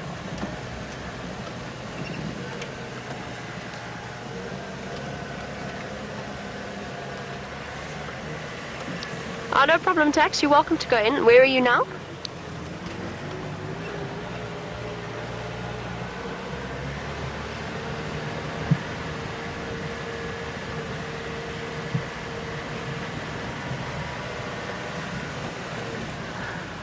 Okay, copy. I'm coming up towards Central now, so if you don't mind, I will just go in ahead. That's all right.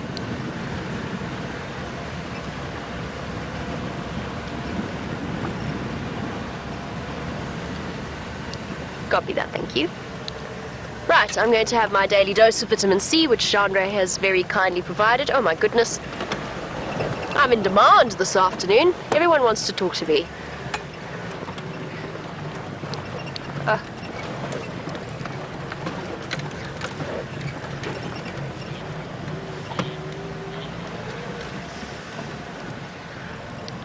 Copy, Nkuhuma. Herbert's just telling me how to get into the sighting, which apparently is a tricky experience.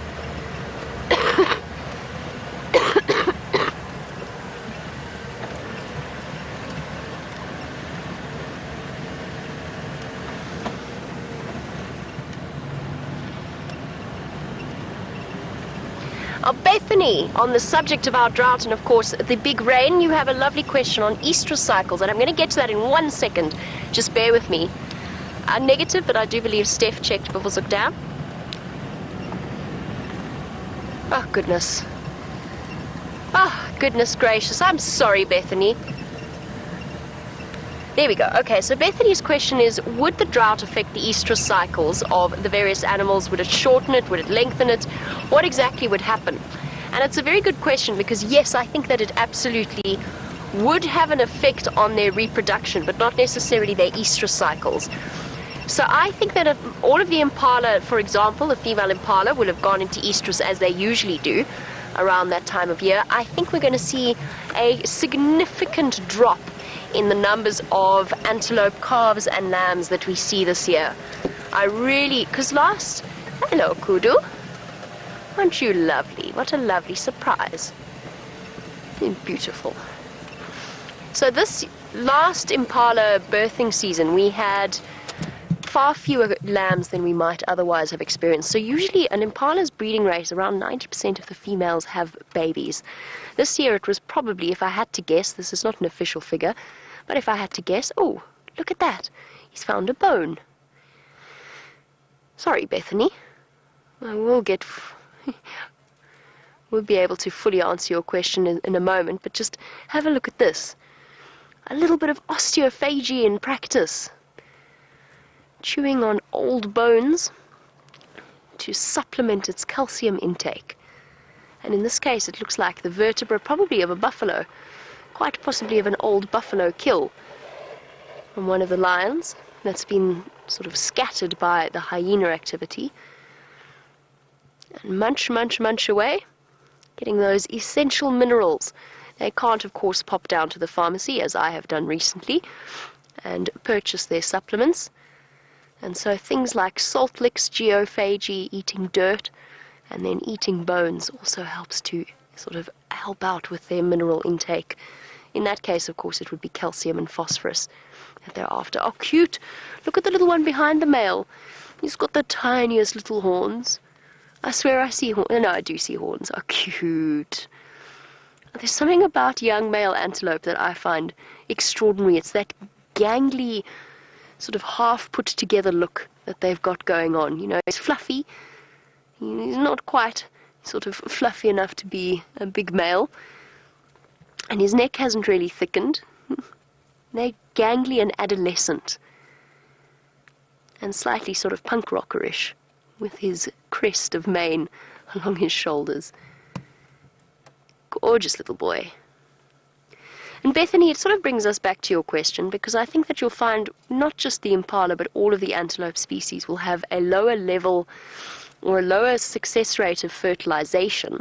So not necessarily their estrus cycles, but a lower success rate of fertilization, and most definitely a drop in the number of females that carry their offspring to full term.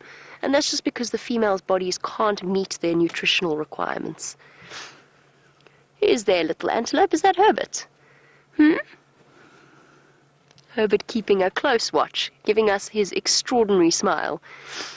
I have to tell you, there's nobody in the world that has a smile like Herbert.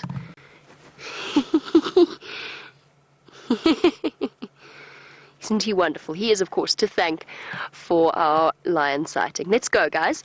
Lovely kudu, but let us go and get to those lions before we lose our spot, which would be most tragic. And, of course, because the cubs could well be there, we have a limited time that we can spend with them before it starts to get dark, and it's time for us to ship off and to ship out and to move off.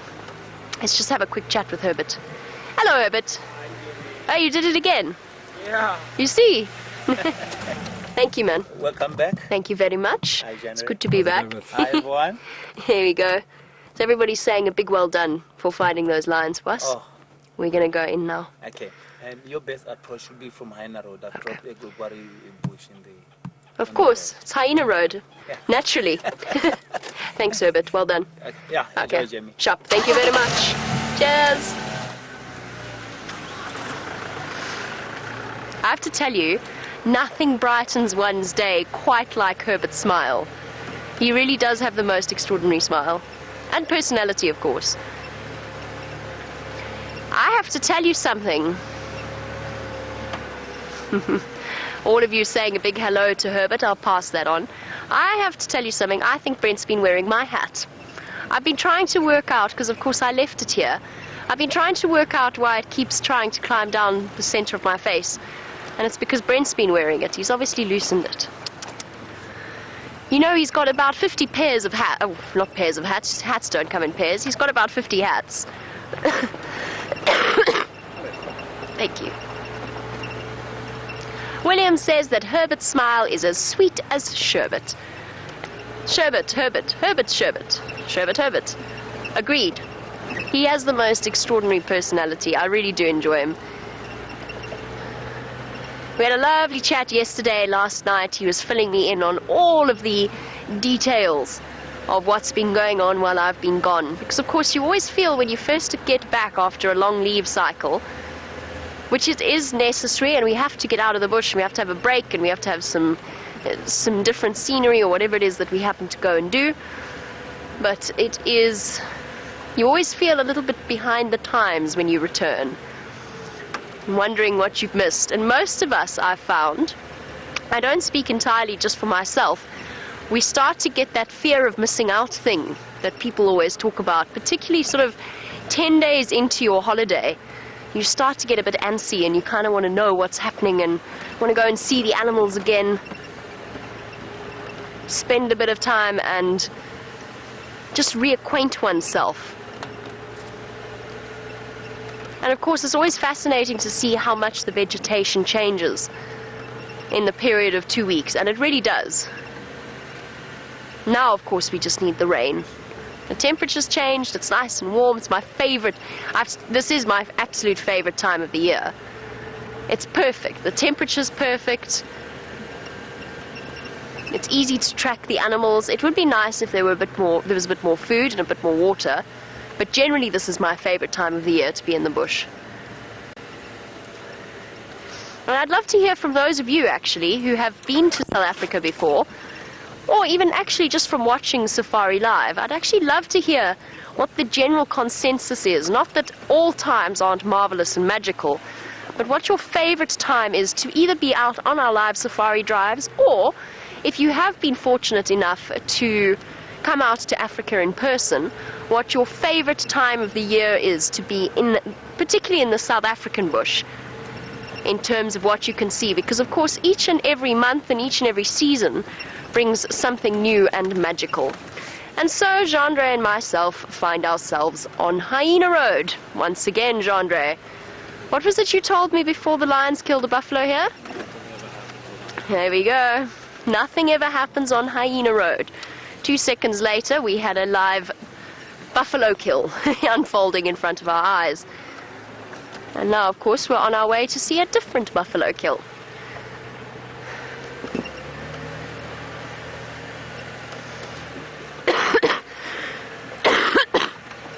And of course, the big thing about going away is that one misses out on those crucial moments of development.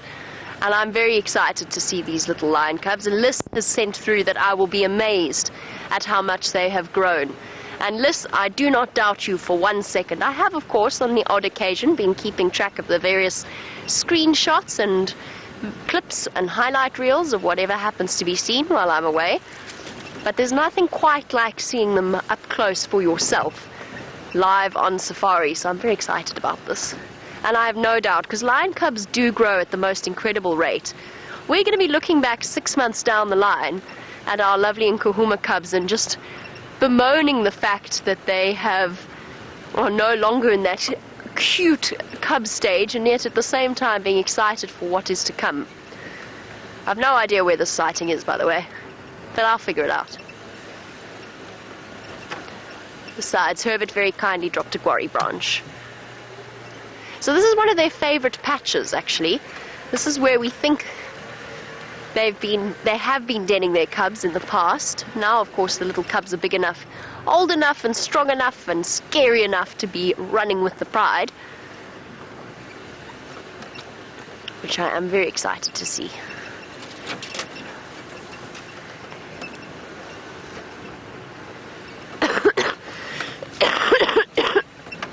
Excuse me. I'm going to try not to do that, because once I start, then I can't stop. So I just mustn't give myself that leeway.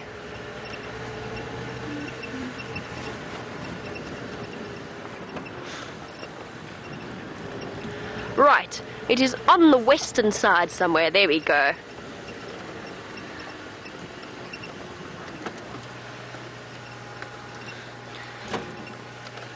And as we start to make our way in, and I warn you now, this could be quite a complicated procedure, and Tony's asked a really lovely question, which is, am I as addicted to my job as some of our regular viewers are to the show? And my answer to that is yes. The truth is, I actually really don't know. I can't imagine myself being anywhere else or doing anything else. Whenever I go back to the city, as lovely as it is to see the people there and basically to see the people there, there's nothing else really that nice about a city for me personally. But I'm always struck, whenever I head back home to where I feel most comfortable, I'm always struck by this feeling of peace. As soon as I drive over the Drakensberg Mountains, it's like I can breathe again properly. Not so much this time because I've had this terrible cold, but you know what I mean.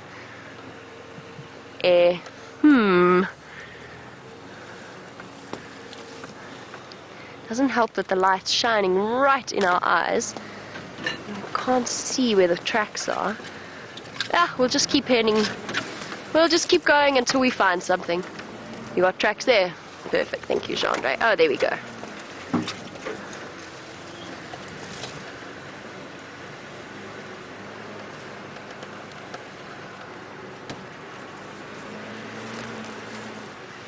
Where's going to be easiest? This way seems to be the way.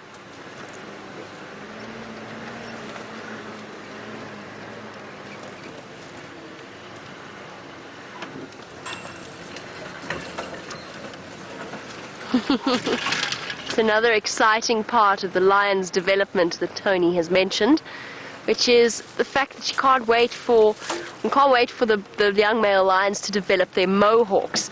Now Liz, of course, by the way, thank you Liz, since you are watching, and many others have spent hours and hours going through the footage and having a look at the genders of the different cubs, the sex of the different cubs. I will remember offhand I did double check exactly what it was, and I mean, I haven't stopped and confirmed for myself, but it does seem that we have at least 2 males, which is fantastic news. And yes, kind of like what I was saying with the young kudu,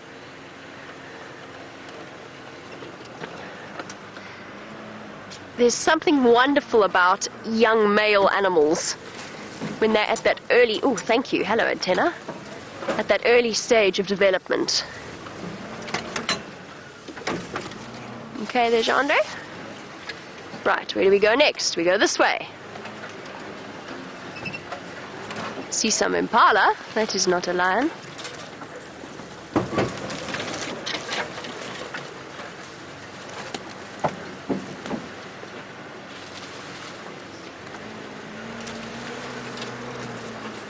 Now, I hope it did say it was very, very tricky to get in here.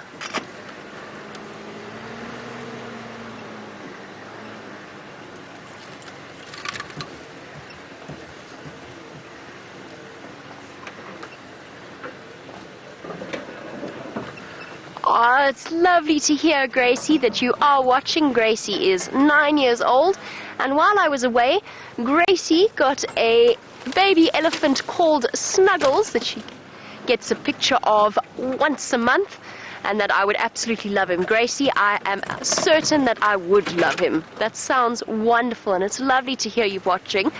I have very much missed you, Gracie. We'll continue this conversation once I've managed to make my way through here, because I've got some amazing stories. I did promise you some stories from my leave, so I do have some stories to tell you. Goodness gracious me. These lions have picked a spot.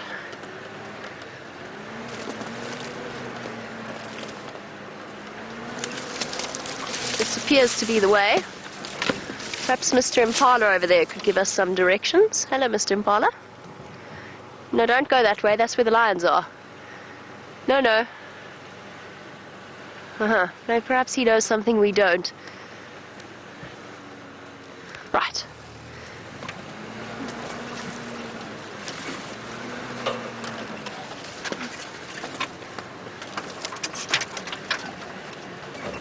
Just going to make sure that this impala goes in the right direction. I don't want to push him into the lions. Not that they're going to... Chances are they're not even going to give him a second glance with bellies full of buffalo. Oh.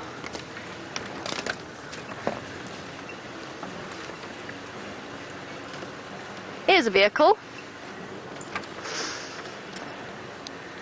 A station with the Ngala for Jamie.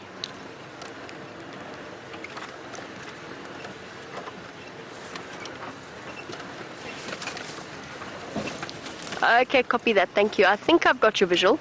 Yes, got your visual. Okay, I guess we're just going to settle here for one moment, because there's 2 vehicles in a sighting already, so they're going to be pulling out in one moment, and then we'll be able to make our way into the Nkuhumas, and I get to see how big those cubs have got. And of course, some of the males now, because the oldest set must be what, 4 months? Nearly 5 months? No, 4 months old now.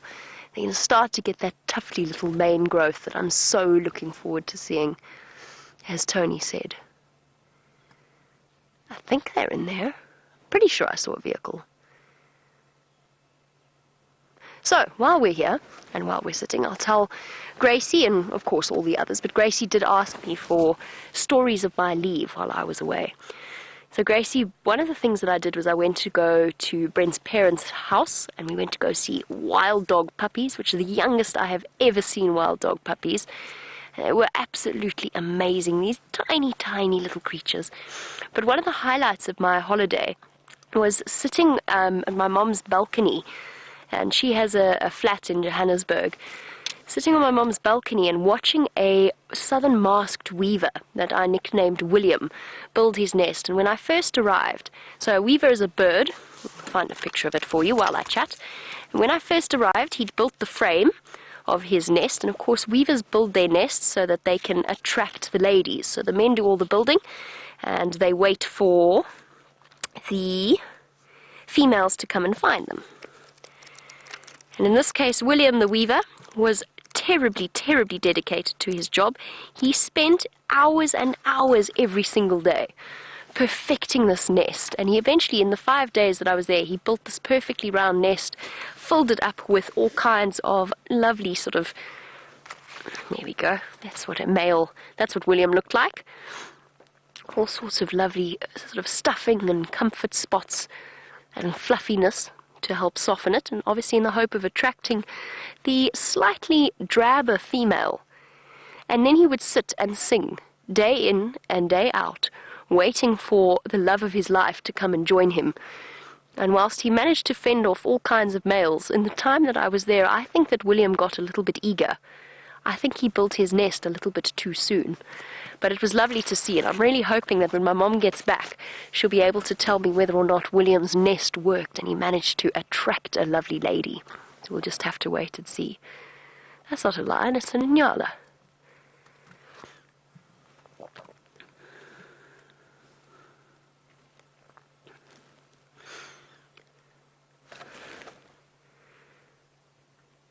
I can hear vehicles going out.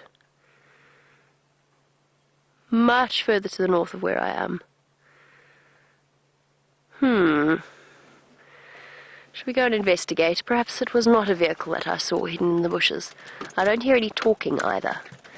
Or lions growling. So let's carry on in our search for things. And then, Gracie, I met a very special, or I was reacquainted with a very special friend who is, I'm not going to say where I saw him, where I happened to be, but his name is Palmer, and he is a very, very special animal that unfortunately we can't show on Safari Live, but it wasn't here that I saw him, and it's one of my favorite creatures. I met Palmer, who's an old friend of mine, and an animal. What else? Oh, I had a lovely cheetah sighting, an extraordinary cheetah sighting, with two brothers. This was on the reserve that I used to work at, calling to each other, having a marvelous time. This does look like it's the right way.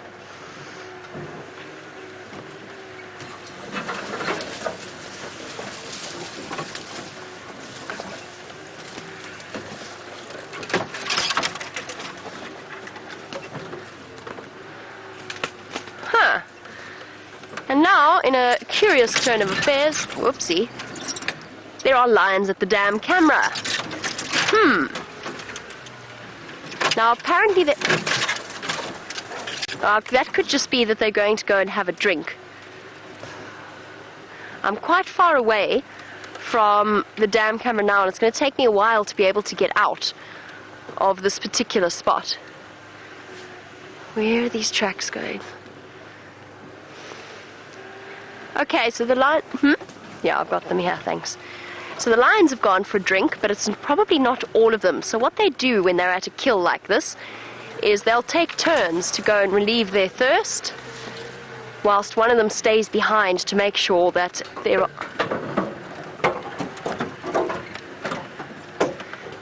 are no threats coming like hyenas to steal their kill.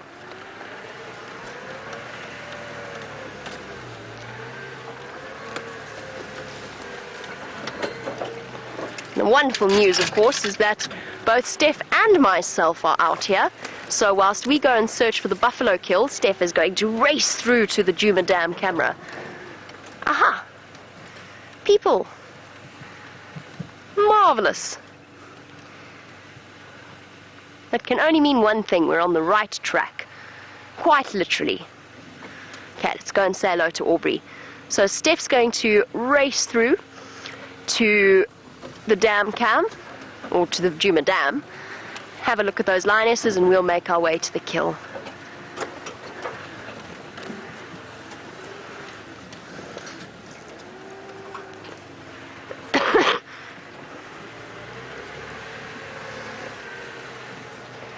Okay, we gotta go that way.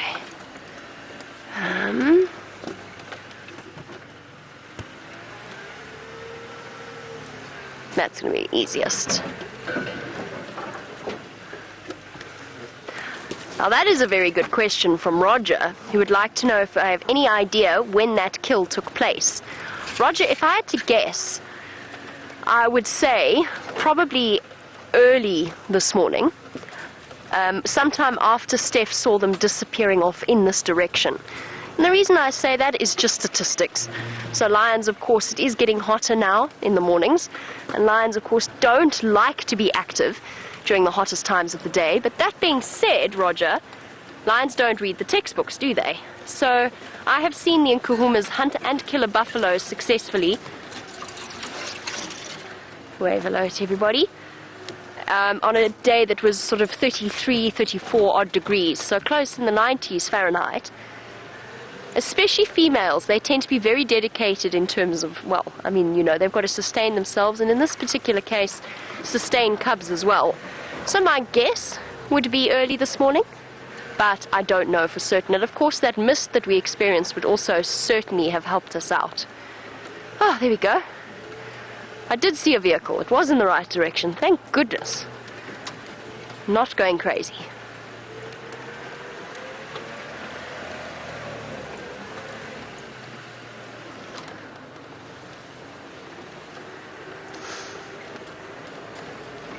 Okie dokie.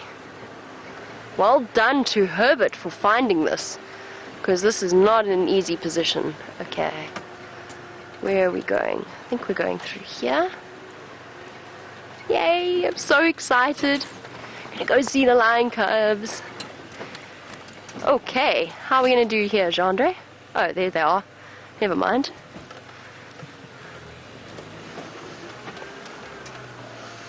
How marvelous.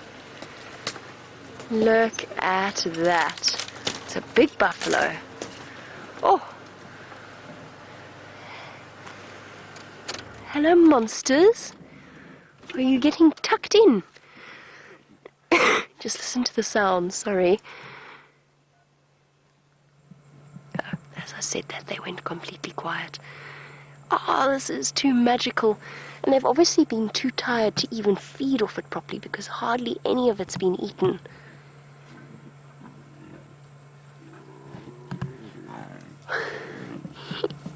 There's cubs everywhere, emerging out of the grass.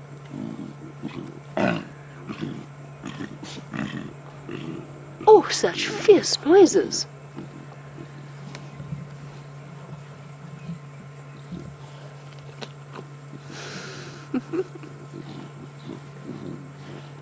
It's amazing. At such a young age, already that instinct kicking in. What an extraordinary thing to witness live. Oh! Getting a deep growl from Mom there. And of course it's every lion for himself at a carcass like this one. It means the little ones have to fight for their spot. And with their tiny little jaws and mouths, it's not so easy to break into another part of the carcass, so they have to go and feed where there's an adult feeding already. And Mom might be a bit more tolerant, but as I noticed while I was away, there was some extraordinary... Oh, look at her face.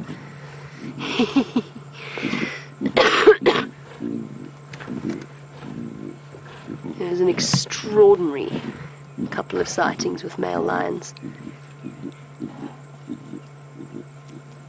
Look at her face.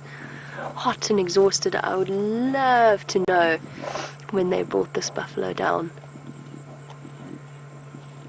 It's very, very fresh to me. I'll copy that, Mike. You can make your way in. It's just myself. Gosh, I don't even know which lion cubs I'm looking at now. It used to be so easy to tell them apart. It's going to get harder and harder and harder now. These must be the oldest ones, surely.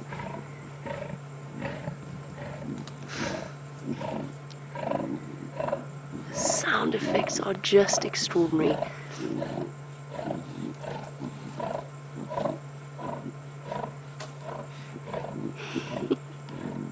It's sliding under Mom. So young, and yet... Oh, so vicious.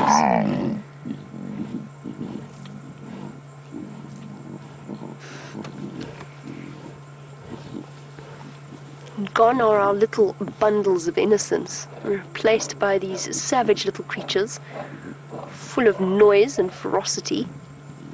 Look at that, getting right into the carcass. And Cecilia, of course, is picking up on the body language of our amazing lions and watching the cubs' ears flat down against their backs. And that, of course, is also a very, very good indication of their current mood. And what's amazing about that is that whenever we watch the adult lions, that's exactly the posture that they adopt when they first start to feed. Ears flat, and those of you with cats and dogs and horses will, of course, know instinctively what that means. It means the animal that you're dealing with is cross and on the defensive, possibly even a bit aggressive, but usually it's sort of defensive, snarling and growling. You know when your dog lays its ears flat, or when your cat lays its ears flat, and especially when a horse lays its ears flat, you might well be in for a tough time, and with lions that is no different. And the cubs squabbling over the meat. It's tough being a little lion cub. You've got to get all that food, but you're not really big enough to fight for your place at the carcass. Luckily for them, their mothers are true huntresses, masters of catching buffalo. Now, as far as I know with Steph, there were only 3 lionesses this morning. The other 2 were mating in Amber Eyes and the young female mating in Buffelshoek with the Birmingham boys, which means that our 3 lionesses managed to bring this big buffalo down on their own. Oh, look at that cub. Clinging on for dear life. Ooh. What's up? What's got your attention?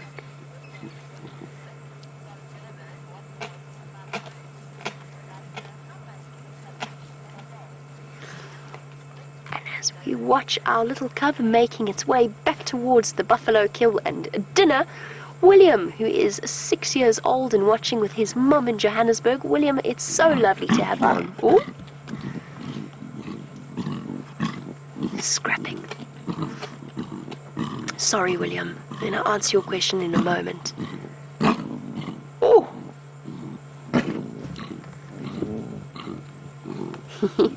So William's asked a brilliant question, which is, while he's watching the cubs, he wants to know how much they could eat in one go. Now, William, typically, an adult lion, that like this big female, she could eat up to probably somewhere in the region of 7 to 10 kilograms in one big sort of meal, one big eating.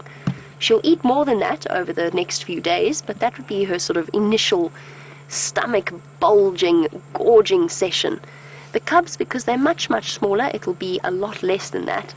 And you'll probably find it's only a couple of 100 grams at a time. They're still young. They are, at this point, almost completely weaned. You know, might suckle the mom's milk every now and again, but they're almost totally reliant on the meat of the buffalo, or whatever their moms happen to catch. So you're probably looking at a couple of 100 grams, which, William, is a lot of food. So think about how much you have. Maybe you have a nice family meal sometimes when you felt your absolute fullest, as much as you've ever eaten in your whole life before. These lion cubs eat more because they have to. They never know when they're next going to get a chance to eat like this. So ooh. I'm just going to be quiet so you can hear these sounds.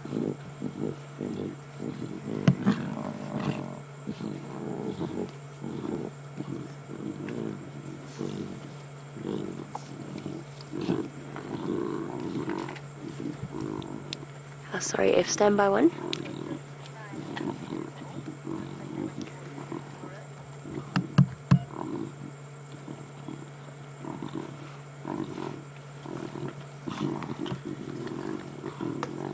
Oh, look at them tucking in.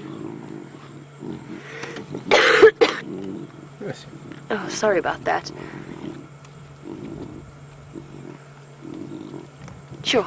It's amazing how tough these little creatures have to be, and it's astounding how the social bonds that are so essential to the lion's survival and so incredibly strong at all other times. Look, I mean, they're not tearing into each other, but they're certainly giving each other what for. So we've got 1, 2, 3, 4, 5 little ones. There's number 5 off on the edge.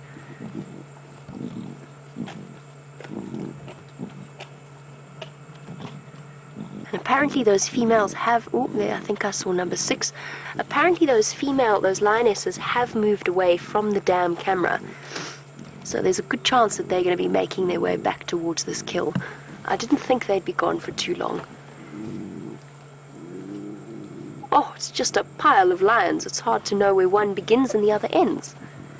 What a fantastic way to come back from leave, hey, Andre? Not bad. Yeah. I'm going to see if I can reposition to get us the clearest possible view. And while I do that, Steph is back up and running. Let us find out what his plans are for this afternoon.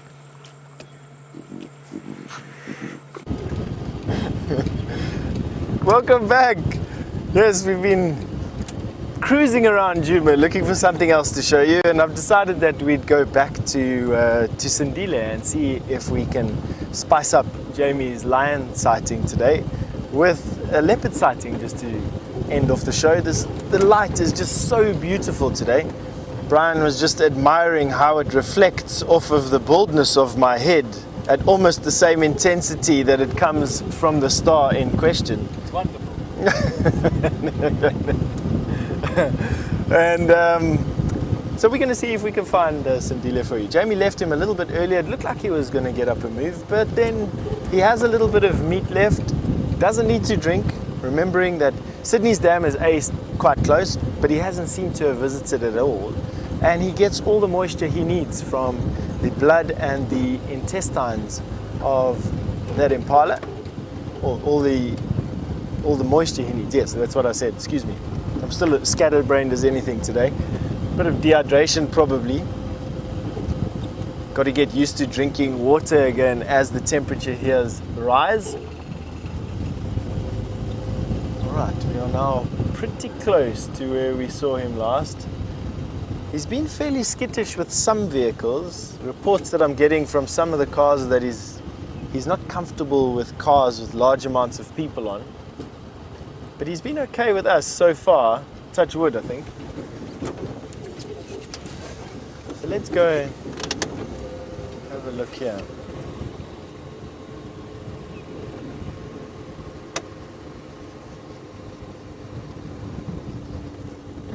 Erica, you've asked a nice question. Why do birds give alarm calls when they see big cats?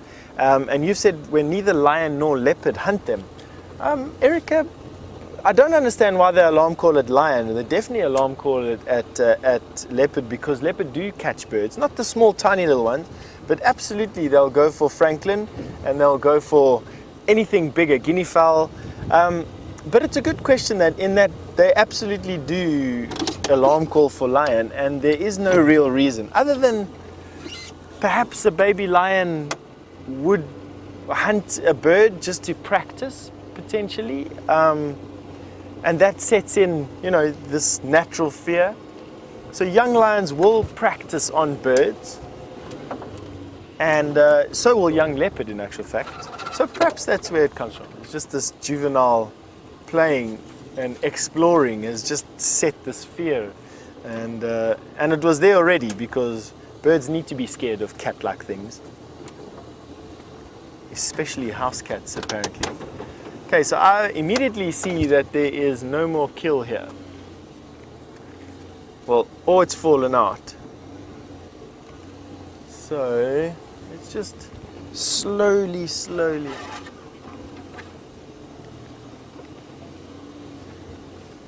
let's just slowly see what is going on here. Now, they are so fantastically camouflaged, these cats, even in this drab bush that we have here now. He is, at first glance, nearly invisible. Right, let's go over to that termite mound. He likes that termite mound, I think, because it can give him some elevation, and it also gives him a cool spot out of the sun.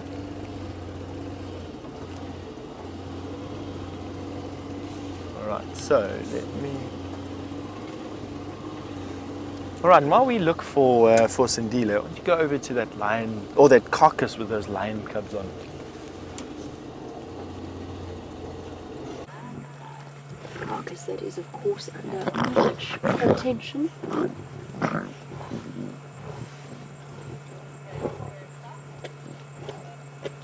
lions absolutely having a ball with this particular buffalo. Sorry, bear with me one moment. You might get some odd sounds. I'm just fiddling with my microphone. There we go. That should be better. I've now readjusted my hat to fit my own head and not Brent's. As you can imagine, his head is slightly larger than mine.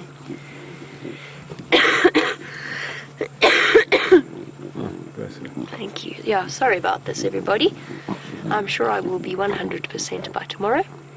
But for now, the lingering cough has stuck with me for a little longer than expected. This lioness is pulling the skin aside. It's not an easy process devouring a buffalo. We see our lions do it on a regular basis, and that might sound like such an absurd statement because, of course, that is what they rely on and live on. But that skin, the connective tissue that sort of connects the layer of skin to the subcutaneous fat layer and the various connective muscles, is unbelievably tough. It's made up of such a fibrous tissue. So to peel back that skin is actually no small feat. Even cutting into the buffalo's skin is something that the lion is equipped to do with a vast array of sharp tools from teeth to claws. But it's not an easy process. This is why the cubs, of course, are so insistent on feeding where mom is feeding. But there are more lion cubs about. They're just hiding off in the grass, off in a drainage line. So they are around. Hello, little ones. I know it's difficult for where Gendre is to see them. I can barely see them. But I can't resist just having a look. Hey, you're still tiny. Oh, I think hear the other lions. I can hear them calling. Just listen. Yep. She's there. She's there. There she is. Ah. Oh, such a difficult position. I so wish I could be there for the moment of reunion. So our lionesses that were at the dam camera have rejoined the group. Unfortunately in the most difficult position possible. Oh, and she's lying down in the sand. You can just see cubs scrambling around. Oh, I want to go and join them. I'll go on the other side. Not join them, obviously. That's a ridiculous thing to say. That's not what I meant at all. I meant to sort of find a nice position. Just bear with me for one moment. I think Mike is lost. He's been trying to find the sighting, and to be fair, it is a tricky spot. And Mike, I still don't think I have your audio.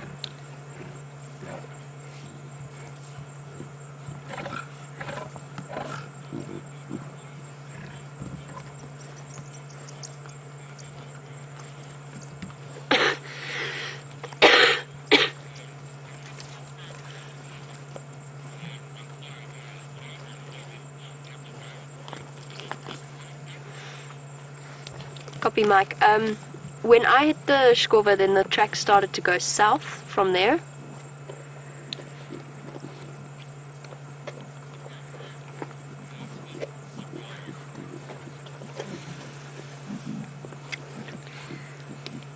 Stand by one. Let me try and work it out. Poor Mike, it is a difficult sighting to find. Sorry everybody, I'm just trying to help to guide one of the other guides into this difficult sighting. So what I'm going to do is I'm going to use my map, because he wants to know how far away from the other road I am. Oh, that's what I thought.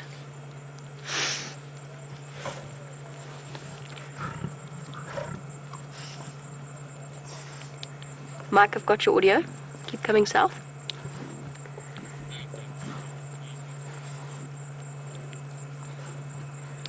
Copy. I think I heard him. Yes. Alright, so basically what I'm just doing here is helping one of the other guides to find the sighting. As I said, it's a tricky spot.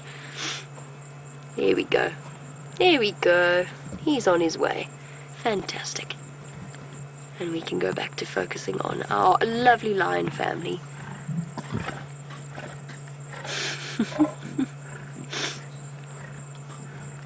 It is extraordinary how fast these lion cubs have grown. And as I said, in the next few months they'll barely be recognizable as the cute little bundles of fluff that we once knew. Next on my list, of course, is the Styx cubs and Garuda's cubs. But I feel as though this, for an afternoon welcome back from 2 weeks absence, is not a bad way to go. Starting off with Sindile, the lovely male leopard, and now sitting with our lion pride as the female tears into her buffalo carcass. Oh, you know what they haven't done yet? Oh, let's just listen.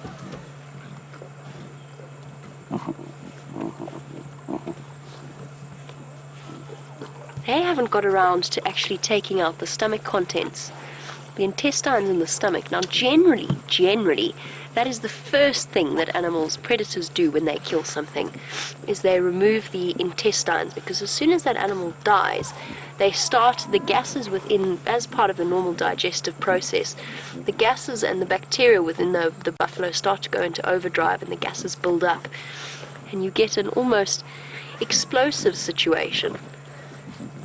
Now, I'm not too concerned for the safety of Chandra and myself just yet, but at some point they're going to have to burst open that stomach cavity, because it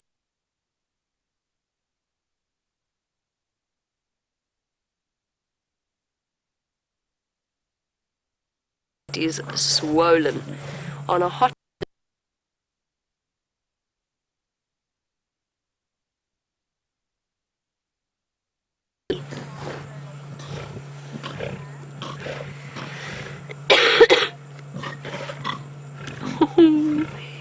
cheeky little cub, swatting at the adult lioness.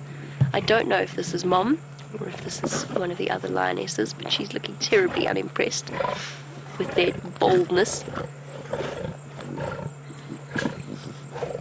Where's Mike gone? I can't hear him anymore. Oh dear. Oh, sorry everybody, please hold on one moment. Mike, I've lost your audio again.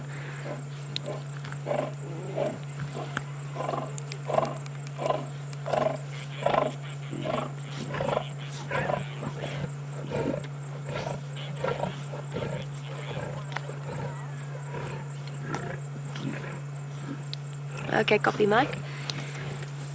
Sorry, everybody. I don't want to detract from the sighting.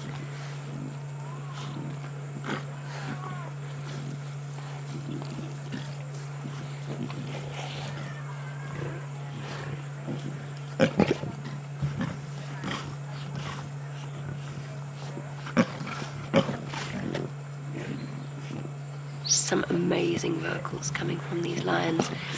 And James Bear, a lovely question coming through from you. Something that we've noticed particularly with the Nkuhumas, as far as we know, there's only 3 lionesses here. Sorry.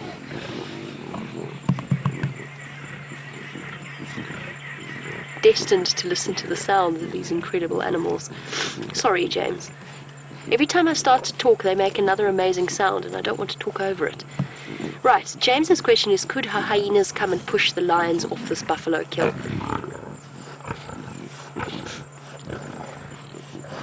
So gross. Yes, James, absolutely they could. And what we've noticed with the Nkuhumas is that they're very careful, particularly with these little cubs. Now, they're getting to the age where they're a lot more resilient, they're a lot faster, they're a lot... Oh! Such cheeky creatures.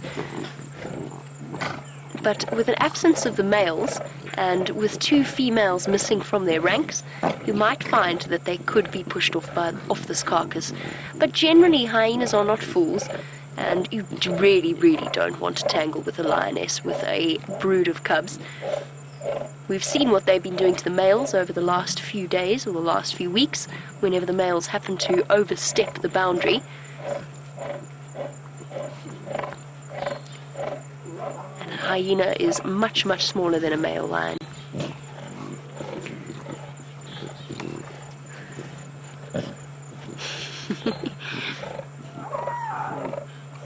Lions are a lot of sound and fury, but often it doesn't translate into major action. So although what we're seeing looks so terribly vicious and unfair, the female hasn't hurt the cubs in any way.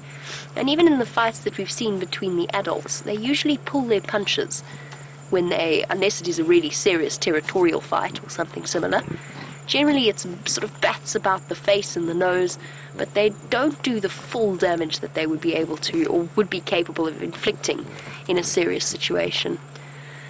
You might find that these females will abandon this buffalo carcass. I don't think so, though. I think between the three of them they'll be able to stave off the hyenas. Look at this cub climbing Mount Buffalo. It's a climbing lesson and a meal all rolled into one.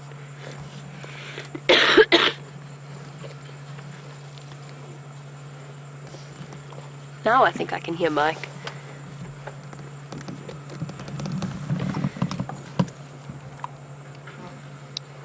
Mike, is that your audio?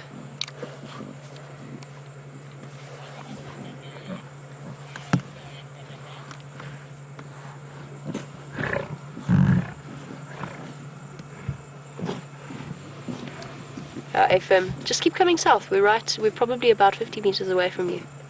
We're just hidden in this guarri thicket here.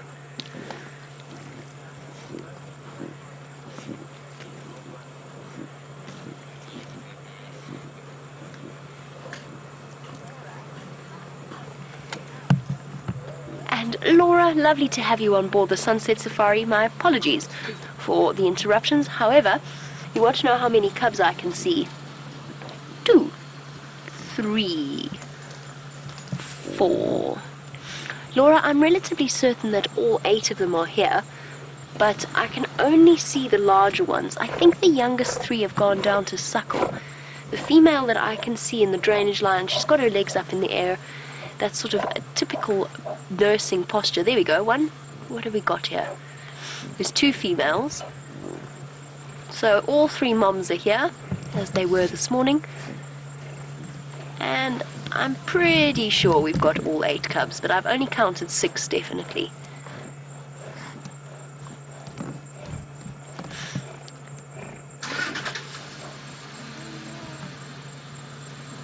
And in a wonderful turn of affairs, we've managed to, Mike has managed to find us.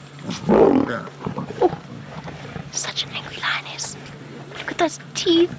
A cub baring its teeth at her. I love them at this age. They are so full of attitude. Hello. Hello, you. Long time no see. Look how you've grown. With your blue eyes. Those are not going to last, but they are gorgeous. Oh, and Mr. Snarly over there, giving Mom a little bit of a lesson in etiquette. Look at their claws. They're such amazing creatures. Oh. See, it's mostly just sound and warning. Cub tucking its head right into the carcass. There we go. Mom's making life a lot easier. Pulling back the skin.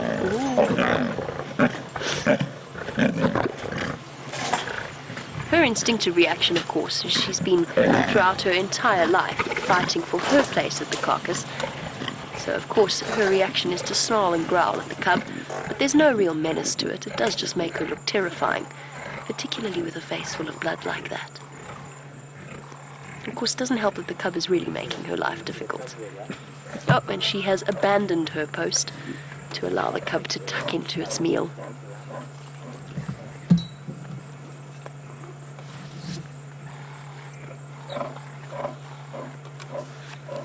Panting away.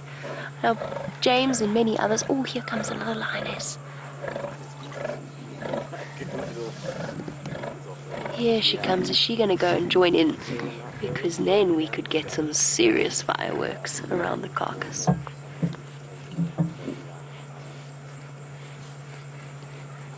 Let's just see what she decides to do. Trailed by cubs. I just feel as though there's cubs everywhere. Oh, there's mom number 2 standing up at the back. And there's the little ones. Oh, I barely got to see them before I went away. The youngest members of the Nkuhuma pride. Oh, flopped down. They've still got their spots on them. Oh, absolutely stunning. No, little. That must be a middle one. Or one of the older ones. That's going to be very hard to keep track of them all. What an extraordinary welcome back. We may have had the gremlins, but we've also had a fantastic afternoon. And to see our beautiful Nkuhuma cubs is the way that I wanted to start off my work cycle.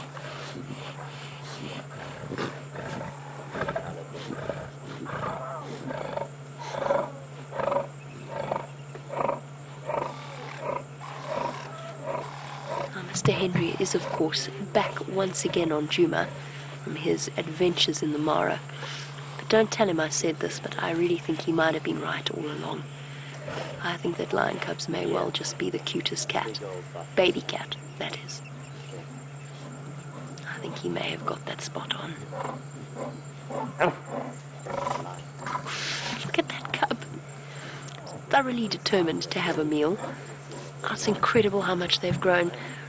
Cast your mind back to the first time we saw the first 3 Nkuhuma cubs all lined up in a row on Nyala Road North.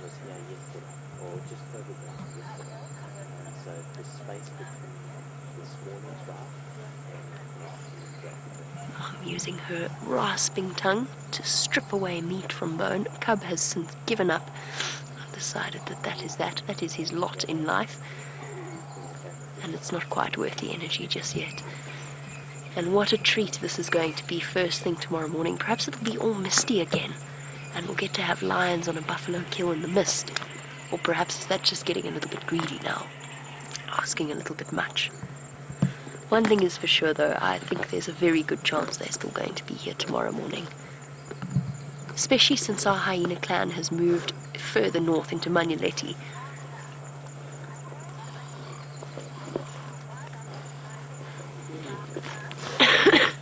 Excuse me. So dark night raises a question that has come through many times in the past, and is a very, very good question. And that is, what? Every time I start to talk, the cubs start to make a noise. I don't know what to do, I'm so torn. So Dark Knight wants to know why, if we name the individual leopards, do we not name the individual lions and lionesses?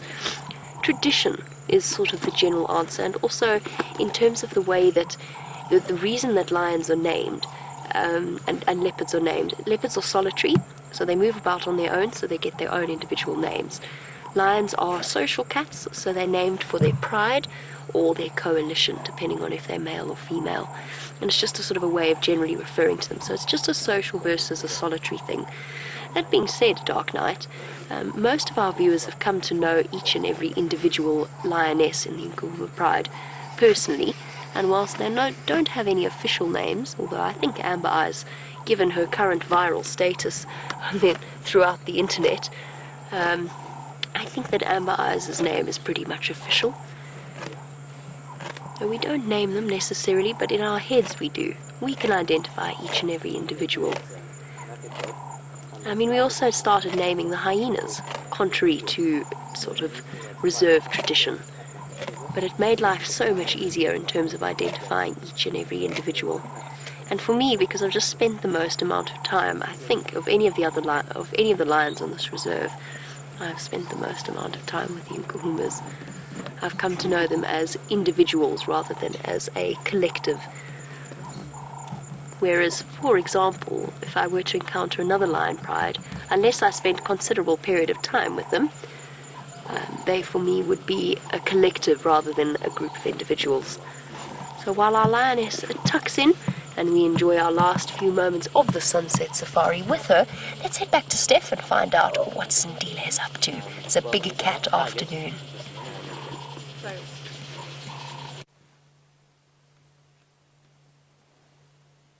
Definitely is a big cat afternoon there, Jamie, and we have been spending a fantastic time with Sindile, the leopard, on the termite mound, very close to where he had the leftovers of his kill. I cannot see anything of his kill. I don't know where it is.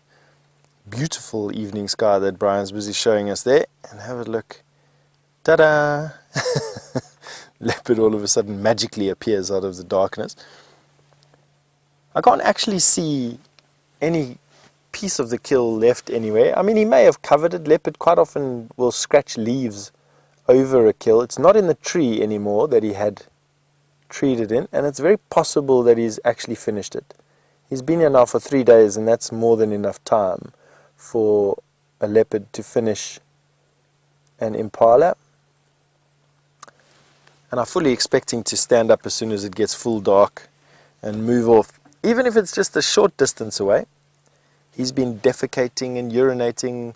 The impala's been rotting around here, and there's a pervasive smell of leopard, and he will be wary enough after having survived these last 23 months to know that he needs to move out of this area to stay safe. Not breathing as hard as he was yesterday, at least whenever we were here. We were here early this morning in the mist, and then he still had a back leg left of impala. Look at those whiskers come forward.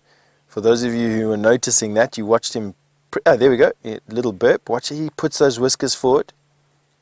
That's how he senses the world around him. In the pitch black, those whiskers will come forward like that and will touch and probe any openings in the bush in front of him and allow him to move absolutely silently through gaps that he can fit into. You can see those whiskers on his eyebrows. Look at that. Oh, that's a brilliant shot. For those of you quick enough, see if you can get a picture of his whiskers pointing forward. Then there we go. There you go. That's fantastic. That is not a picture that you often see. Normally these leopard are not caught looking out of sorts with their whiskers out. It makes them look quite comical. They're normally very sleek. There he goes again. That fly. Oh, yes, go again. Oh. That is just such a fantastic picture. You can even see he's got some whiskers on his cheeks, all designed to allow him to gauge a space that his body will fit through in near pitch blackness. Then underneath his eyes, on his bottom eyelid, you'll notice a white stripe. That is there to reflect starlight into his eyes, allowing him to see a better picture. He's now walking straight at us. We're just going to sit still. I don't quite know the reaction that he's going to have to us. He's coming to me. I'm not going to finish talking. He must know that I'm... Oh, he's going to have a wee. Contented cat. Oh, look at that. He's got a bit of a scar. Is that a scar? Yes, it's a scar on top of his nose. That in years to come will be diagnostic. You can see our Land Rover reflected in his eyes. We're just going to sit still. Sit still. Don't move at all. I'm just busy speaking to Brian. It's going to be hard for him not to move while we're turning the camera.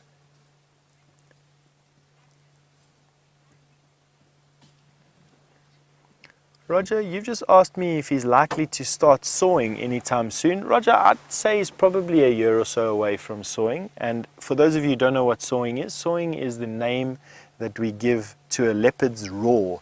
It sounds like a rasping wood saw. And is very, very distinctive. Carries, funnily enough, quite far. And there he moves off. I actually think that he's going to leave. Going into a monkey orange thicket, which is near impenetrable for us. Let's just see where he's going to go, if he's going to come out. I'm busy watching him. We can now move, but he gave us these weary eyes, I must be honest. Leopard that have had a history like Sindile has, where he lived in very close proximity to humans in his quarantine facility at Moholoholo, I have a distrust of them.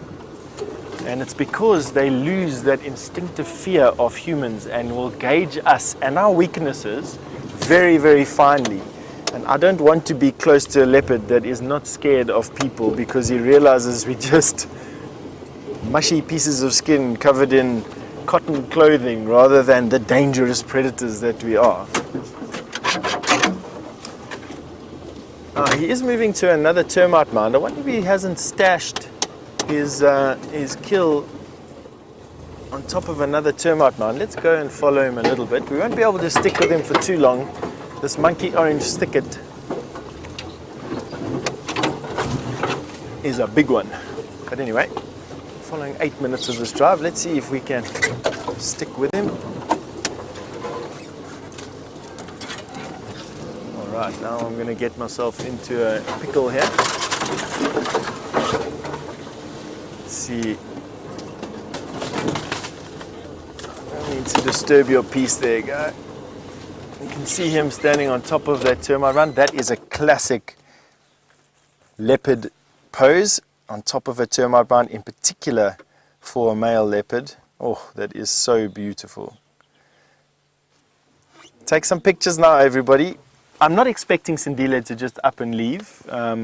He's shown remarkable homing capacity in coming back here after being away for so long. And while he's 23 months old, and I expect him to leave within the next 6 months, you never quite know where his wanderings are going to take him. He's fully independent at the moment. His mother Shadow has got a new cub to look after, and although he's adjacent to her territory, she does sometimes come to here. And it's not impossible that she may have even killed this impala and brought him to it. But just have a look at this leopard on top of this termite mound. Isn't that just a fantastic picture? Just have to say well done to Brian. There's these coffee table things that you see.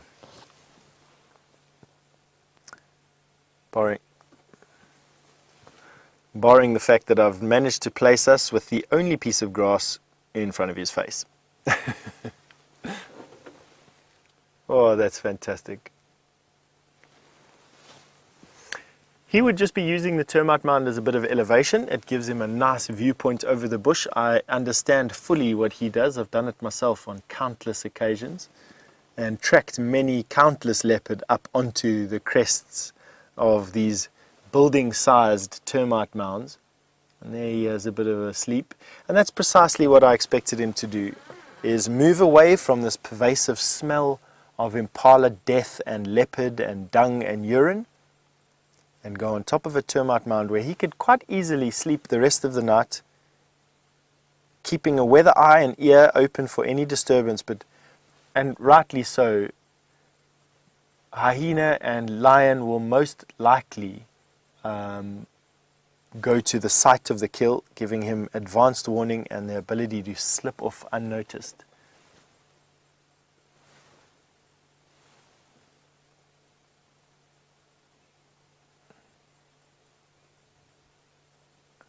Just as he closes his eyes on top of this fantastic termite mound, after this fantastic day, a real cat-filled day.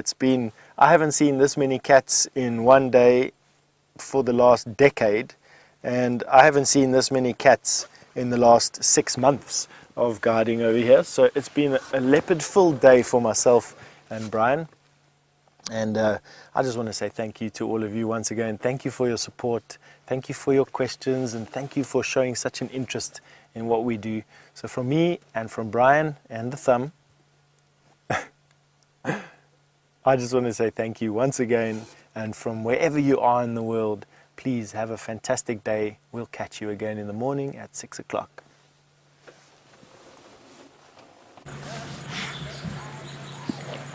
And for the last few moments of the sunset safari, the sun has provided just enough light for us to spend the last few minutes with this fantastic lion pride with their cubs and their buffalo kill.